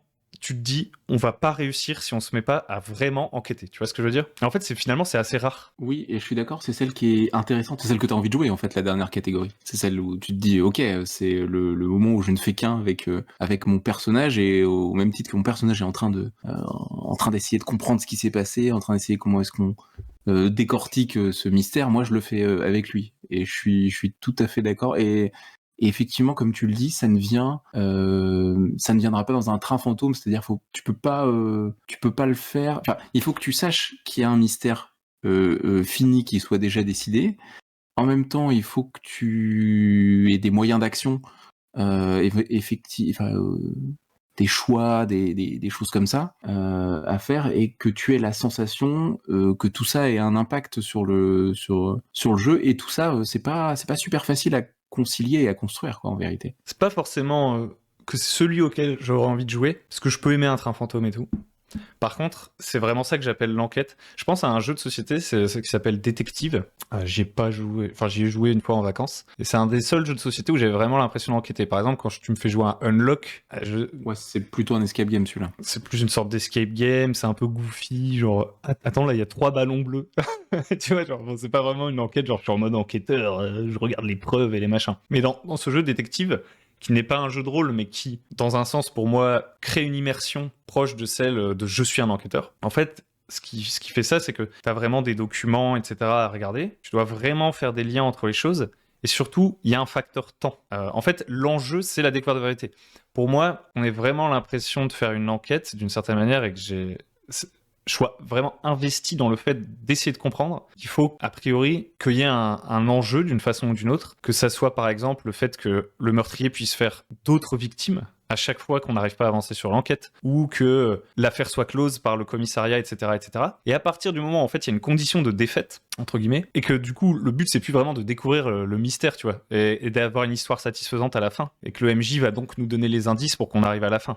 Ça, c'est un peu, ça me casse mon élan d'enquêteur d'une certaine façon. Il faut qu'il y ait vraiment un enjeu en mode, si là je me plante, bah peut-être on va rater cette enquête. Moi, ça c'est un truc qui va plus me pousser à réfléchir, à m'impliquer dans la recherche. Et ça me fait penser aussi à une petite partie de de Blade Runner à laquelle j'avais joué, de Blade Runner par Free League, où je l'ai pas lu, donc je sais pas exactement comment c'était dans les ficelles en fait. On avait fait l'enquête, et en fait à chaque jour, tu vois, on avait un temps limité, on avait des quarts, chaque journée est divisée en quarts, et genre on a 3-4 jours.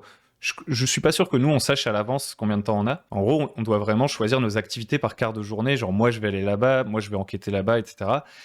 Et il y a une attrition, et genre par exemple si on veut se surmener, tu vois, travailler plus de 2 quarts par jour, on va accumuler de la fatigue, etc. etc. Donc en fait, tu as déjà un enjeu vraiment dans qu'est-ce que tu priorises comme endroit d'enquête et tout. Et à la toute fin, je vais essayer de pas spoiler, mais grosso modo, ouais, je vais pas spoiler, je vais pas dire ce que j'avais fait, mais j'ai vraiment fait une action de flic, tu vois. À la con, parce que j'ai l'impression qu'on était bloqué, donc j'ai dit un truc, je vais essayer de pas spoil, parce qu'à mon avis c'est un truc qui va être beaucoup joué, en plus il est traduit en français en ce moment. J'ai dit un truc du style, je vais prendre ma caisse, je vais me garer à cet endroit et surveiller ce qui se passe. Et c'était complètement random, hein. On était déjà allé à cet endroit-là à un autre moment, on n'avait pas tout découvert, mais en fait ça m'a permis de tomber à ce moment-là sur un événement, tu vois, qui a débloqué l'enquête, et de la confession du MJ, et je sais pas, toujours pas si c'est de l'illusionnisme, s'il nous a fait un truc quantique, mais il m'a dit, bah en fait, vous alliez perdre, et en faisant ça, bah t'es tombé sur un truc qui a permis de rattraper l'enquête, tu vois. Et là, je me suis dit, a posteriori, ah ouais, en fait, ça c'était vraiment une enquête qu'on a faite, tu vois, parce qu'on aurait pu tout rater. Et effectivement, la condition de défaite, je trouve que c'est... en fait, c'est un truc qui va te... Je pense que tu vas ramener beaucoup de choses au player skill à ce moment-là, à partir du moment où tu dis, enfin où ton maître du jeu va venir te dire, ok, ce dossier, si ça se trouve, vous allez le rater, ça se trouve cette affaire, vous n'aurez jamais le dernier mot, etc. Moi, je trouve que c'est quelque chose qui moi, ça me pique quand on me dit ça, on me dit, ah ouais, tu crois vraiment que je peux pas y arriver? Ah, tu m'as pris pour qui? Attends, tu m'as pris pour qui? Attends. Maintenant, on va parler, attends, tu vas voir. Eh, oh. Mais je suis d'accord que c'est un moteur assez puissant, ou en tout cas, moi, qui viendrait bien m'accrocher. J'avais fait une campagne de Dark Matter, donc ça ressemble un petit peu à Cthulhu, et c'était il y a très longtemps, et qui avait été écrite par le MJ qui la jouait, et c'était exactement ça. T'étais envoyé, t'étais détective du paranormal, et t'étais envoyé sur un certain nombre de dossiers, et tu pouvais très bien à la fin ne pas avoir compris ce qui s'était passé dans cette affaire, si tu veux. T'étais envoyé sur un espèce de truc de je sais pas, des affaires de poltergeist ou je sais pas quoi. Il y avait tout qui avait commencé à bouger dans une maison, et puis voilà, et t'allais interroger tout le monde. Et je me rappelle les missions, en plus c'est une campagne, donc il y avait je sais pas 6, 7, 8 scénarios qui se déroulaient les uns après les autres, et ceux dont tu revenais et tu te disais, bah, je sais pas ce qui s'est passé, je suis incapable, ou alors il demeure une incertitude, c'était ceux avec lesquels tu restais. Et si cette campagne était aussi intense, c'était aussi parce que le maître du jeu avait bien dit, non, sur chacun des dossiers, vous pouvez les perdre, vous pouvez ne pas comprendre, vous pouvez laisser passer le temps, vous pouvez avoir raté les choses au mauvais moment, pas avoir fait les bonnes déductions, etc. Et c'est une des campagnes dans lesquelles j'ai été le plus impliqué en tant que joueur, et je pense que ça y c'est joué pour beaucoup. Donc je sais pas comment est-ce que on fait ça en tant que maître du jeu, en tant qu'auteur en tant qu'auteur de scénario d'enquête. Mais je sais juste que moi, c'est un des trucs quand tu passes au player skill, là, c'est un des trucs qui va venir me chercher et qui va m'accrocher et qui va me demander de l'investissement, et à partir du moment où je veux le faire, et à partir du moment où je suis investi, ça veut dire que j'y crois, ça veut dire que je suis dans le jeu, ça veut dire que voilà, c'est-à-dire que t'as fait tout ce qu'il fallait, quoi. Yep. En fait, je pense que effectivement, ce côté défaite, ça me fait me dire, en fait, ce que ça peut créer, c'est un truc que dans d'autres jeux de rôle on déteste. Ce que ça peut créer, c'est des conjonctures. On fait des plans. Mais dans une enquête, est-ce qu'il n'y a pas un peu de ça? Dans le cadre d'une enquête, tu ne veux pas te planter. Tu vois, t'es en train de monter un dossier judiciaire ou je sais pas quoi, tu vois. Et donc tu pourrais jouer l'enquête, par exemple, tu pourrais mettre en scène une enquête. Mais si tu veux vraiment être en mode j'enquête, il faut presque te mettre en condition. C'est mon taf là maintenant, tu vois. Genre, si je me plante, c'est toute ma crédibilité qui saute. Et donc, c'est marrant parce que là où dans un donjon, ça peut être chiant, dans une enquête, à mon avis, j'essaie de mettre des trucs utiles pour celui qui a posé la question. Il faut un foisonnement d'informations. Ça, c'est une chose. Parce que souvent, dans les trains fantômes, etc., tu veux pas un foisonnement d'informations parce que justement, ça risque de mettre les joueurs dans une posture de conjoncture et de réfléchir et de pas avancer dans ton train fantôme et donc ne pas profiter de l'ambiance. Parce qu'en fait, souvent, ces trucs-là, ils essaient de te porter d'une scène à une autre avec une ambiance qui monte crescendo, un climax, paf, on va dans la maison hantée. Oh non, pas la cave où il y a des bougies qui s'allument toutes seules et tout. Et donc, si les mecs restent bloqués devant la porte, ça marche pas. Parce qu'en fait, le but, c'était de faire jouer l'horreur Lovecraftienne, je sais pas quoi. Là, par contre, quand t'es dans l'enquête, presque, en fait, le délire, c'est que t'es dans un bureau, en fait, avec les autres, et il y a plein d'indices. Et t'es en mode, ok, les gars, on fait des liens et tout, quoi. Tu vois, genre, on fait notre board d'enquêteurs, quoi. Et, euh, et donc, à mon avis, c'est la méta un peu du jeu d'enquête, c'est le foisonnement d'informations. Les joueurs doivent discriminer ces informations et créer des scénarios. Et donc, en fait, il doit probablement y avoir une mécanique de... La boucle de gameplay, ça doit être quelque chose comme on va chercher des infos, ça nous prend du temps. On doit avoir une ressource, genre le temps qui s'écoule. Donc, il faut bien choisir les endroits où on va chercher nos infos. Là, on pense que ce sera le plus pertinent possible pour avoir les infos les plus pertinentes possibles. Et ensuite, à chaque fois qu'on récupère des infos, on essaye de faire des conjectures avec pour que le prochain endroit où on va chercher des infos, ce soit potentiellement celui où il y a les meilleures infos, encore une fois. En fait, à chaque fois, c'est un jeu de deviner quelle est la meilleure action à faire ensuite. Donc c'est vachement... s'il y a une limite de temps, etc., c'est vachement ludique, c'est vachement des choix, c'est vachement du jeu de rôle, in fine. Et ça me fait penser à une conversation que j'ai avec la moule Intello, ce matin sur Discord, où il parlait des encagés. Il avait l'air de dire que ça, c'était un jeu, par exemple, qui faisait ça bien. Une campagne qui faisait ça bien, je crois que c'est du Cthulhuac. Et il disait, bah nous, dans les encagés, c'est 80 PNJ la campagne. Donc là, c'est peut-être le méga donjon de l'enquête, tu vois. J'adore ça, je vais y jouer. C'est 80 PNJ. On m'a proposé d'y jouer, je vais peut-être y jouer en 2025. Vas-y. Ah, stylé. Et genre, tu sais, t'as les autopsies, t'as les trucs et tout, et il y a de la mécanique de jeu pour soutenir ça, quoi. C'est-à-dire que, genre, tu vas demander une autopsie, le problème, c'est que les mecs, t'es pas leur dossier principal, t'es un parmi d'autres, et donc les gars de l'autopsie, le médecin légiste, il te met sur file d'attente, tu vois. Et c'est là où, toi, c'est pas forcément que du player skill, genre en mode on réfléchit et tout, t'as des stats et tout, t'as quand même une mécanique de jeu de rôle qui sous-tend le truc. C'est du genre, tu peux dire ok, on veut que l'autopsie ça aille plus vite, et donc on va par exemple faire, je sais pas comment ça se mécanique exactement, mais genre faire perdre patience au bureau d'autopsie.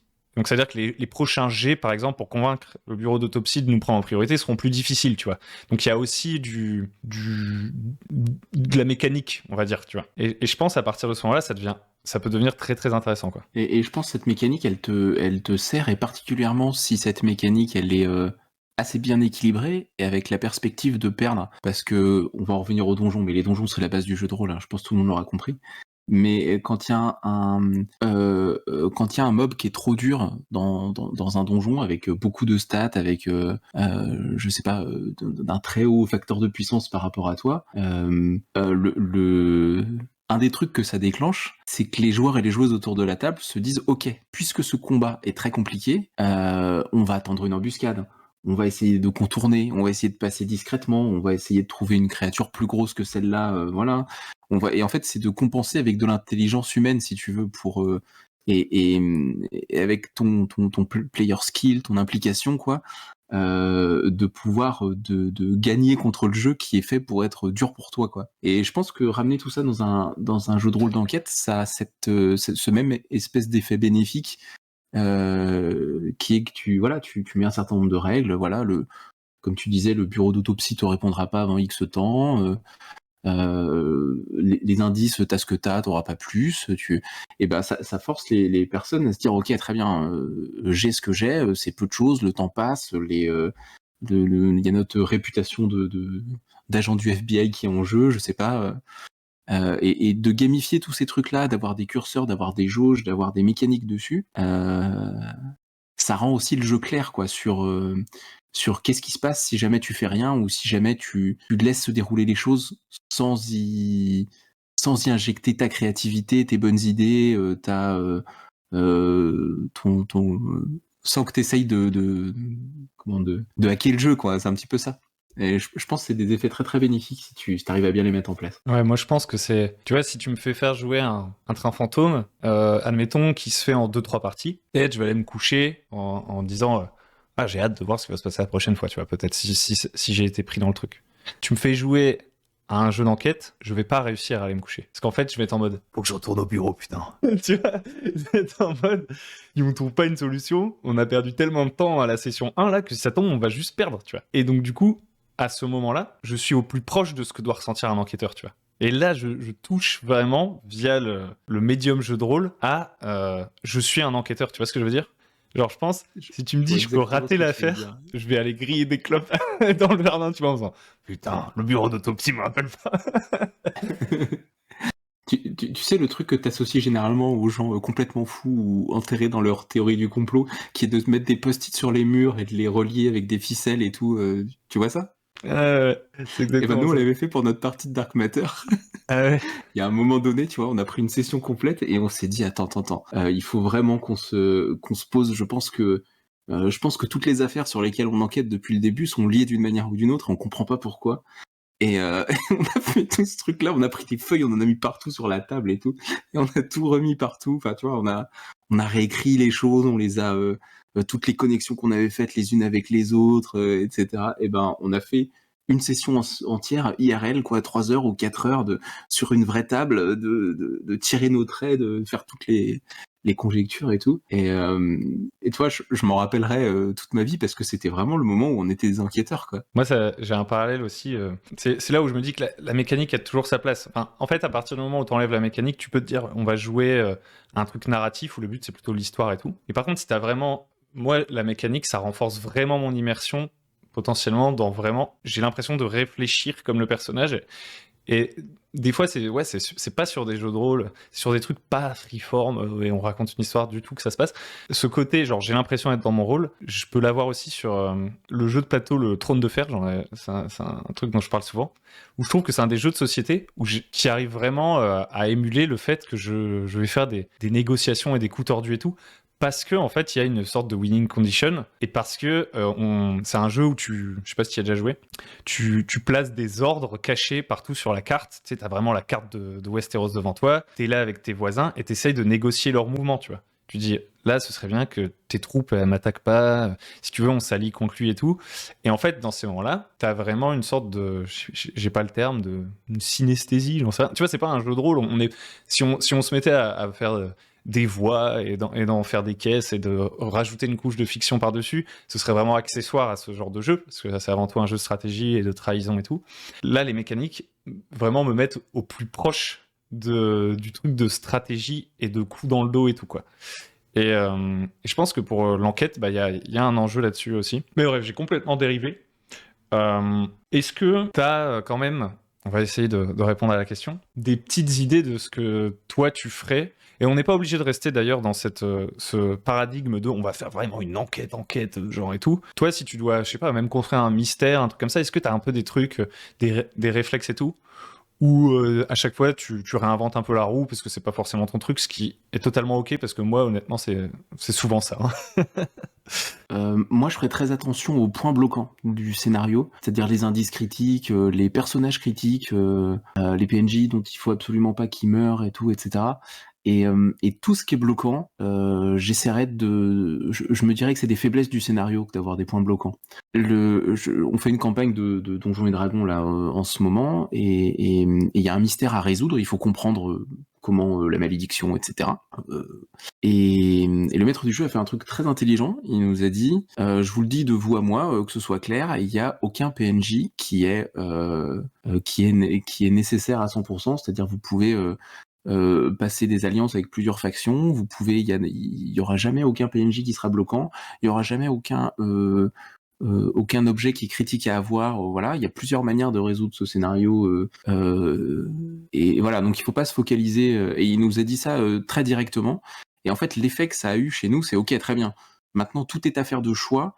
Et je suis plus ou moins certain qu'en face de moi, j'ai un mystère suffisamment bien construit pour être robuste à tous les PNJ que je pourrais attaquer et que je pourrais amener de vie à trépas. Et puis il n'y a pas d'objet particulièrement qu'il me faudra. Je peux très bien, voilà. Et maintenant, il faut juste que je navigue dedans et tout le reste n'est qu'à faire de choix. Et en fait, de le savoir, et de le savoir pour sûr, et que ce soit inscrit dans le scénario, moi je trouve que ça débloque énormément de choses, quoi. Tu De ouf. te retiens plus, tu te mets pas en situation de te mettre des propres blocages en disant mais alors attends, est-ce que lui on est vraiment censé pouvoir le tuer, est-ce que voilà. Tu vis le truc au plus près, quoi, comme on en parle depuis tout à l'heure. Et je pense que premièrement c'est très bien que le scénario soit soit créé comme ça. Et deuxièmement, je pense que le maître du jeu qui a eu l'intelligence de le dire très clairement, ça a que des effets vertueux, quoi. Ouais, bah, en fait, c'est du sandbox, quoi. C'est un esprit sandbox. Enfin, en fait, moi, mais d'ailleurs, je crois que... N'oubliez pas d'aller voir les interviews croisées de Jean Dindon. Moi, je crois que c'est le conseil que j'avais donné, parce qu'à la fin de chaque épisode des interviews croisées, tu demandes un conseil et tout. Moi, je suis à fond pour la transparence. Je préfère largement... J'ai pas dit que c'était ce que ton MJ a fait, mais ça pourrait être une manière de le faire, par exemple, qu'on se dise, moi, dans ma campagne, je veux absolument que mes joueurs ils aient compris le mystère à la fin. On va jouer plein d'autres trucs. Le but, c'est pas juste de découvrir le mystère, mais il y a des mystères, je veux absolument qu'ils les comprennent. Donc, en fait, les indices, on va dire les informations, l'exposition, en fait, à ce mystère va arriver de manière totalement quantique. C'est-à-dire qu'en fait, moi, je vais les laisser faire tout ce qu'ils veulent, mais de temps en temps, je mettrai dans la poche de tel PNJ qui viennent de tuer un petit truc qui va leur faire découvrir un mystère, et je décide pas à l'avance où c'est, et ils ont pas besoin de réfléchir à ça. Ils avancent et ils vont découvrir des trucs sur le monde et tout. Et en fait, je pense que, clairement, si je le sais à l'avance, ça me dérange 100 fois moins. Et presque, c'est libérateur, tu vois. Plutôt que d'avoir cette préservation un peu de l'illusion du truc où je me dis, attends, là, qu'est-ce qu'on attend de moi? Là, je suis censé être surpris? Ou je suis censé applaudir, genre, oh là là, trop fort, le MJ, il avait mis un indice là, je m'y attendais vraiment pas. Alors qu'en fait, genre, c'est juste, il l'a mis là parce que il l'a mis là, tu vois. Et en fait, moi, j'adore être en connivence avec mon MJ. Et donc, première chose que je voulais dire, c'est que genre, je plus sois à 100% le truc de, c'est trop bien qu'il vous l'ait dit au début, quoi. Et ça me fait penser à un autre truc qu'on dit souvent, donc je dirais pas que ça colle forcément vraiment au principe de l'enquête en mode tryhard dont on parlait un peu plus tôt. Il y a un conseil qui revient souvent, c'est pour avancer dans l'enquête, avoir 3 indices pour chaque truc, tu vois. Genre, en fait, créer trop d'indices, en mettre un peu partout, pour être plus ou moins sûr que peu importe où on va aller, si on en rate un, on va en trouver un autre. Moi, je trouve que ça, c'est plus stylé, de mon point de vue, que le fait de se dire, peu importe ce que les PJ vont faire, je vais leur donner l'indice. Je trouve que c'est... Je suis beaucoup mieux dans mes baskets de MJ en me disant, j'ai mis plein d'indices partout, qu'en me disant, quand ils vont entrer dans cette pièce, peu importe comment ils la fouillent, je vais leur donner l'indice à un moment donné. Je préfère décider à l'avance. Par exemple, je sais pas, il y a un truc qui est caché derrière un tableau dans la pièce, qu'il retourne jamais ce tableau, et donc il rate cet indice complètement, mais que en fait, il y a d'autres moyens de trouver un indice équivalent qui mène à la même conclusion, tu vois ce que je veux dire, à d'autres endroits, pour vraiment être confortable dans l'idée qu'en fait, c'est eux qui ont vraiment tout trouvé. Moi, c'est vachement important pour moi en tant que plaisir de MJ, tu vois. J'ai du mal à les laisser languir et finalement leur donner le truc, quoi. Donc je préfère leur donner plein de moyens de trouver. On en revient sur les trucs d'indices pas bloquants. En fait, si t'as mis plusieurs indices, c'est que il y a pas un indice bloquant quelque part. Après, s'il y a des indices bloquants, s'il se trouve qu'il y a des indices bloquants, moi j'aime bien le oui mais aussi, c'est fais un jet de fouille. Tu fais un jet de fouille, et si le jet de fouille est un échec, tu obtiens l'indice. Mais il y a une contrepartie, qui est que tu es découvert, qu'il y a des gens sur ton dos, que les cultistes je sais pas, vont te chercher des noises dans la prochaine scène, que peu importe. Mais en fait, t'as identifié, toi maître du jeu, qui a un élément bloquant, et tu as l'intelligence ou la sournoiserie, selon comment t'appelles ça, de transformer un jet d'obtention d'indices bloquants en un jet qui conditionne un oui mais. Et en fait, c'est peut-être un truc intelligent à faire. Et je saute un peu du coq à l'âne sur tout ça, quoi, mais il y a des très bons conseils d'écriture de scénarios d'enquête. Il y a la chaîne de Lestat, je crois aussi. Fibre Tigre a des vidéos dans lesquelles il donne des informations super intéressantes sur comment est-ce qu'on construit des scénarios d'enquête, etc. Donc je pense qu'on peut aller s'abreuver de tout ça. Et puis faut pas oublier, comme je disais tout à l'heure, il y a des très grands auteurs de jeux de rôle qui ont écrit des très bons scénarios. J'ai en tête l'héritage Greenberg pour Cthulhu. Mais en France particulièrement, on a tout un tas de scénarios de Cthulhu qui ont été très bien écrits par des personnes très compétentes. Et allez regarder tout ça, quoi. Allez regarder comment ces choses-là sont écrites. Les masses de Nyarlathotep, la campagne impériale, je sais qu'il y a une partie d'enquête, etc. C'est des campagnes qui sont reconnues avec des séquences d'enquête qui ont été jouées, rejouées et re-rejouées, et de plein de manières différentes pour le coup. Ouais, et tout le monde s'accorde sur le fait que c'est des bons scénarios. Faut peut-être aller jeter un coup d'œil à ça, quoi. Pas tout le monde. J'ai eu une conversation ce matin, mais je vais pas me faire le relais je garde toujours mes maléfices pour les conversations un peu plus intimes. Non, ouais. Mais en fait, d'ailleurs, là n'est pas la question. C'est-à-dire que justement, comme on avait un peu amorcé au tout début. En fait, il y a plusieurs manières de faire l'enquête. Il y a aussi plusieurs manières de... Je pense qu'il y a plusieurs manières de l'écrire, ça, on sera tous d'accord. Il y a aussi plusieurs choses différentes qu'on va chercher dans l'enquête. Est-ce que c'est l'ambiance? Est-ce que c'est le fait que la personne, dans sa tête, elle est vraiment en train de réfléchir? Est-ce qu'on essaie de raconter une histoire d'enquête? Tu vois, quand tu me parles du 8 mai, moi, ça me fait penser plus à une sorte de démarche qui consisterait à dire on est là pour vivre une histoire d'enquête, mais pas. Au final, on va jeter des dés, en fait, pour savoir si on avance. Ce qui, potentiellement, est plus proche du jeu de rôle traditionnel et qui, en fait, nous amène plus à découvrir l'histoire que ça va créer qu'à enquêter. Et ça peut être très, très cool aussi. Genre, je pense que... sur des jeux powered by the Apocalypse, tu vois, des trucs à la Monster of the Week et tout, l'enjeu, c'est vraiment pas, en amont de la partie, on vient pas là en mode, est-ce qu'on va comprendre ce qui se passe? On va forcément finir par comprendre ce qui se passe. Maintenant, reste à voir comment nos personnages vont lutter et comment ils vont changer au cours de cette enquête. Est-ce qu'ils vont subir des trucs? Est-ce que... Voilà. En fait, l'enquête, c'est aussi un genre, en fait. C'est pas seulement un mode de pensée ou un gameplay. Ça peut aussi être un genre qu'on cherche à émuler ou... Voilà, quoi. Donc, la question étant très large, je pense qu'il n'y a pas de meilleure réponse que ça. Après, moi, voilà, vraiment un truc ras des pâquerettes en termes de réflexion. Je pense qu'un truc vraiment basique et qui marche bien pour l'enquête, c'est le qui, où, quoi, comment, pourquoi, quoi. Alors déjà, si tu arrives à écrire ça, c'est un peu comme si tu avais une toile d'araignée. Au milieu, tu as la vérité, ce qui s'est passé. Et ensuite, tu peux probablement, avec une sorte de mind map, réussir à t'éloigner et à multiplier tes indices en partant de la vérité. Multiplier tes PNJ, multiplier tes lieux, etc. Et justement, réussir à faire en sorte que ce soit pas une ligne. Je pense en termes d'image mentale, ce qui serait un peu foireux, c'est peut-être de voir comme une ligne un scénario d'enquête. Là où une ligne, tu vois, ça peut potentiellement marcher dans un scénario très cinématique, enchaînement d'événements et tout. Je pense que dans l'enquête, faut, comme tu disais, éviter les points bloquants, et une ligne, bah en fait, chaque étape, c'est l'étape, t'es obligé d'y passer sur une ligne. Si tu vois que ça comme une toile et que t'arrives à placer plein de trucs dessus, je pense c'est peut-être un premier pas, tu vois. Je sais pas.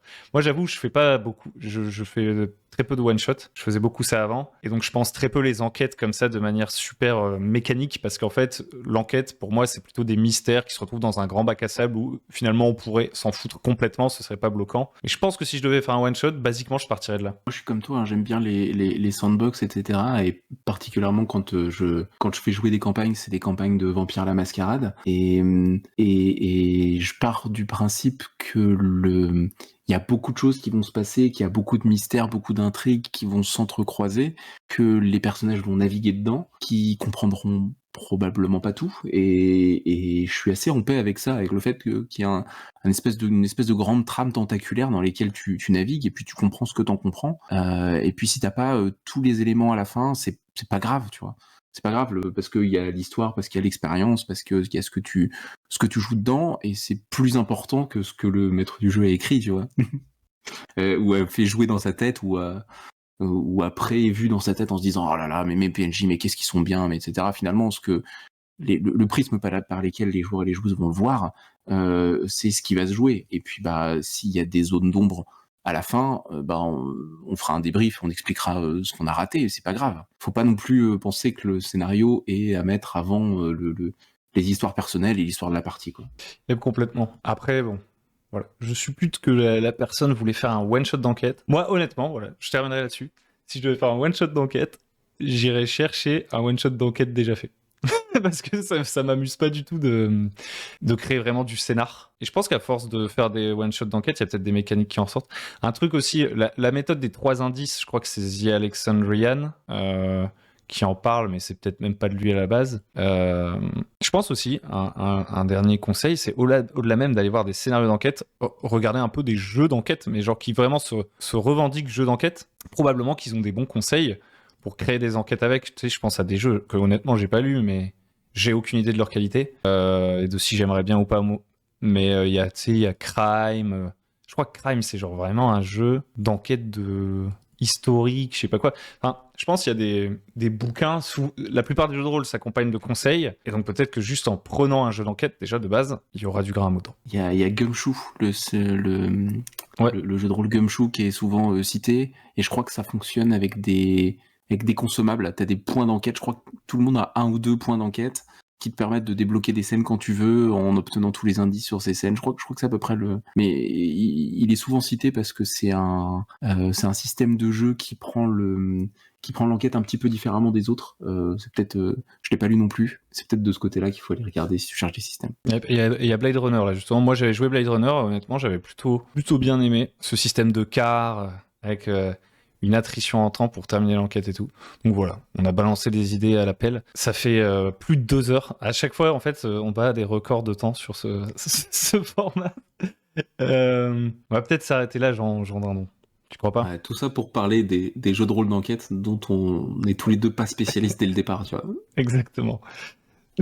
Heureusement qu'on n'était pas des spécialistes, hein, parce que sinon, imaginez le temps que ça aurait pris. Ok, et merci Jean Dinde. Mais c'était très sympathique. C'était très sympathique. Moi, parler de jeux de rôle, j'adore ça. Je peux faire ça pendant 2 heures et bien plus. Ouais, tout pareil.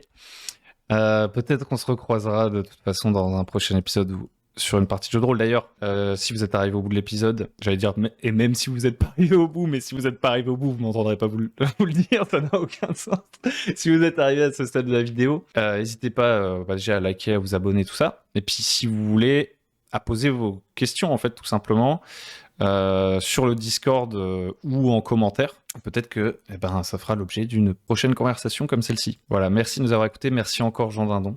Je te souhaite un joyeux Noël, hein, même si on va pas se quitter, puisque je vais juste couper l'enregistrement. Et c'est pour que les gens sachent que je trouve que c'est très important que Jean Dindon passe un excellent Noël. Ça va pas du tout. Ça fait 2 heures que je parle. Il faut que je boive de l'eau. C'est quoi ? Ah oui, parce qu'on mange les dindons normalement pour Noël. Ah oui, d'accord, je comprends. Donc demain, c'est peut-être mon dernier jour sur Terre. Ah là là, l'orgie des fêtes. Je mettrai le lien de ta petite série au calendrier de l'Avent dans la description, donc n'hésitez pas non plus à aller voir ça. Sur ce, merci de nous avoir écoutés et à une prochaine.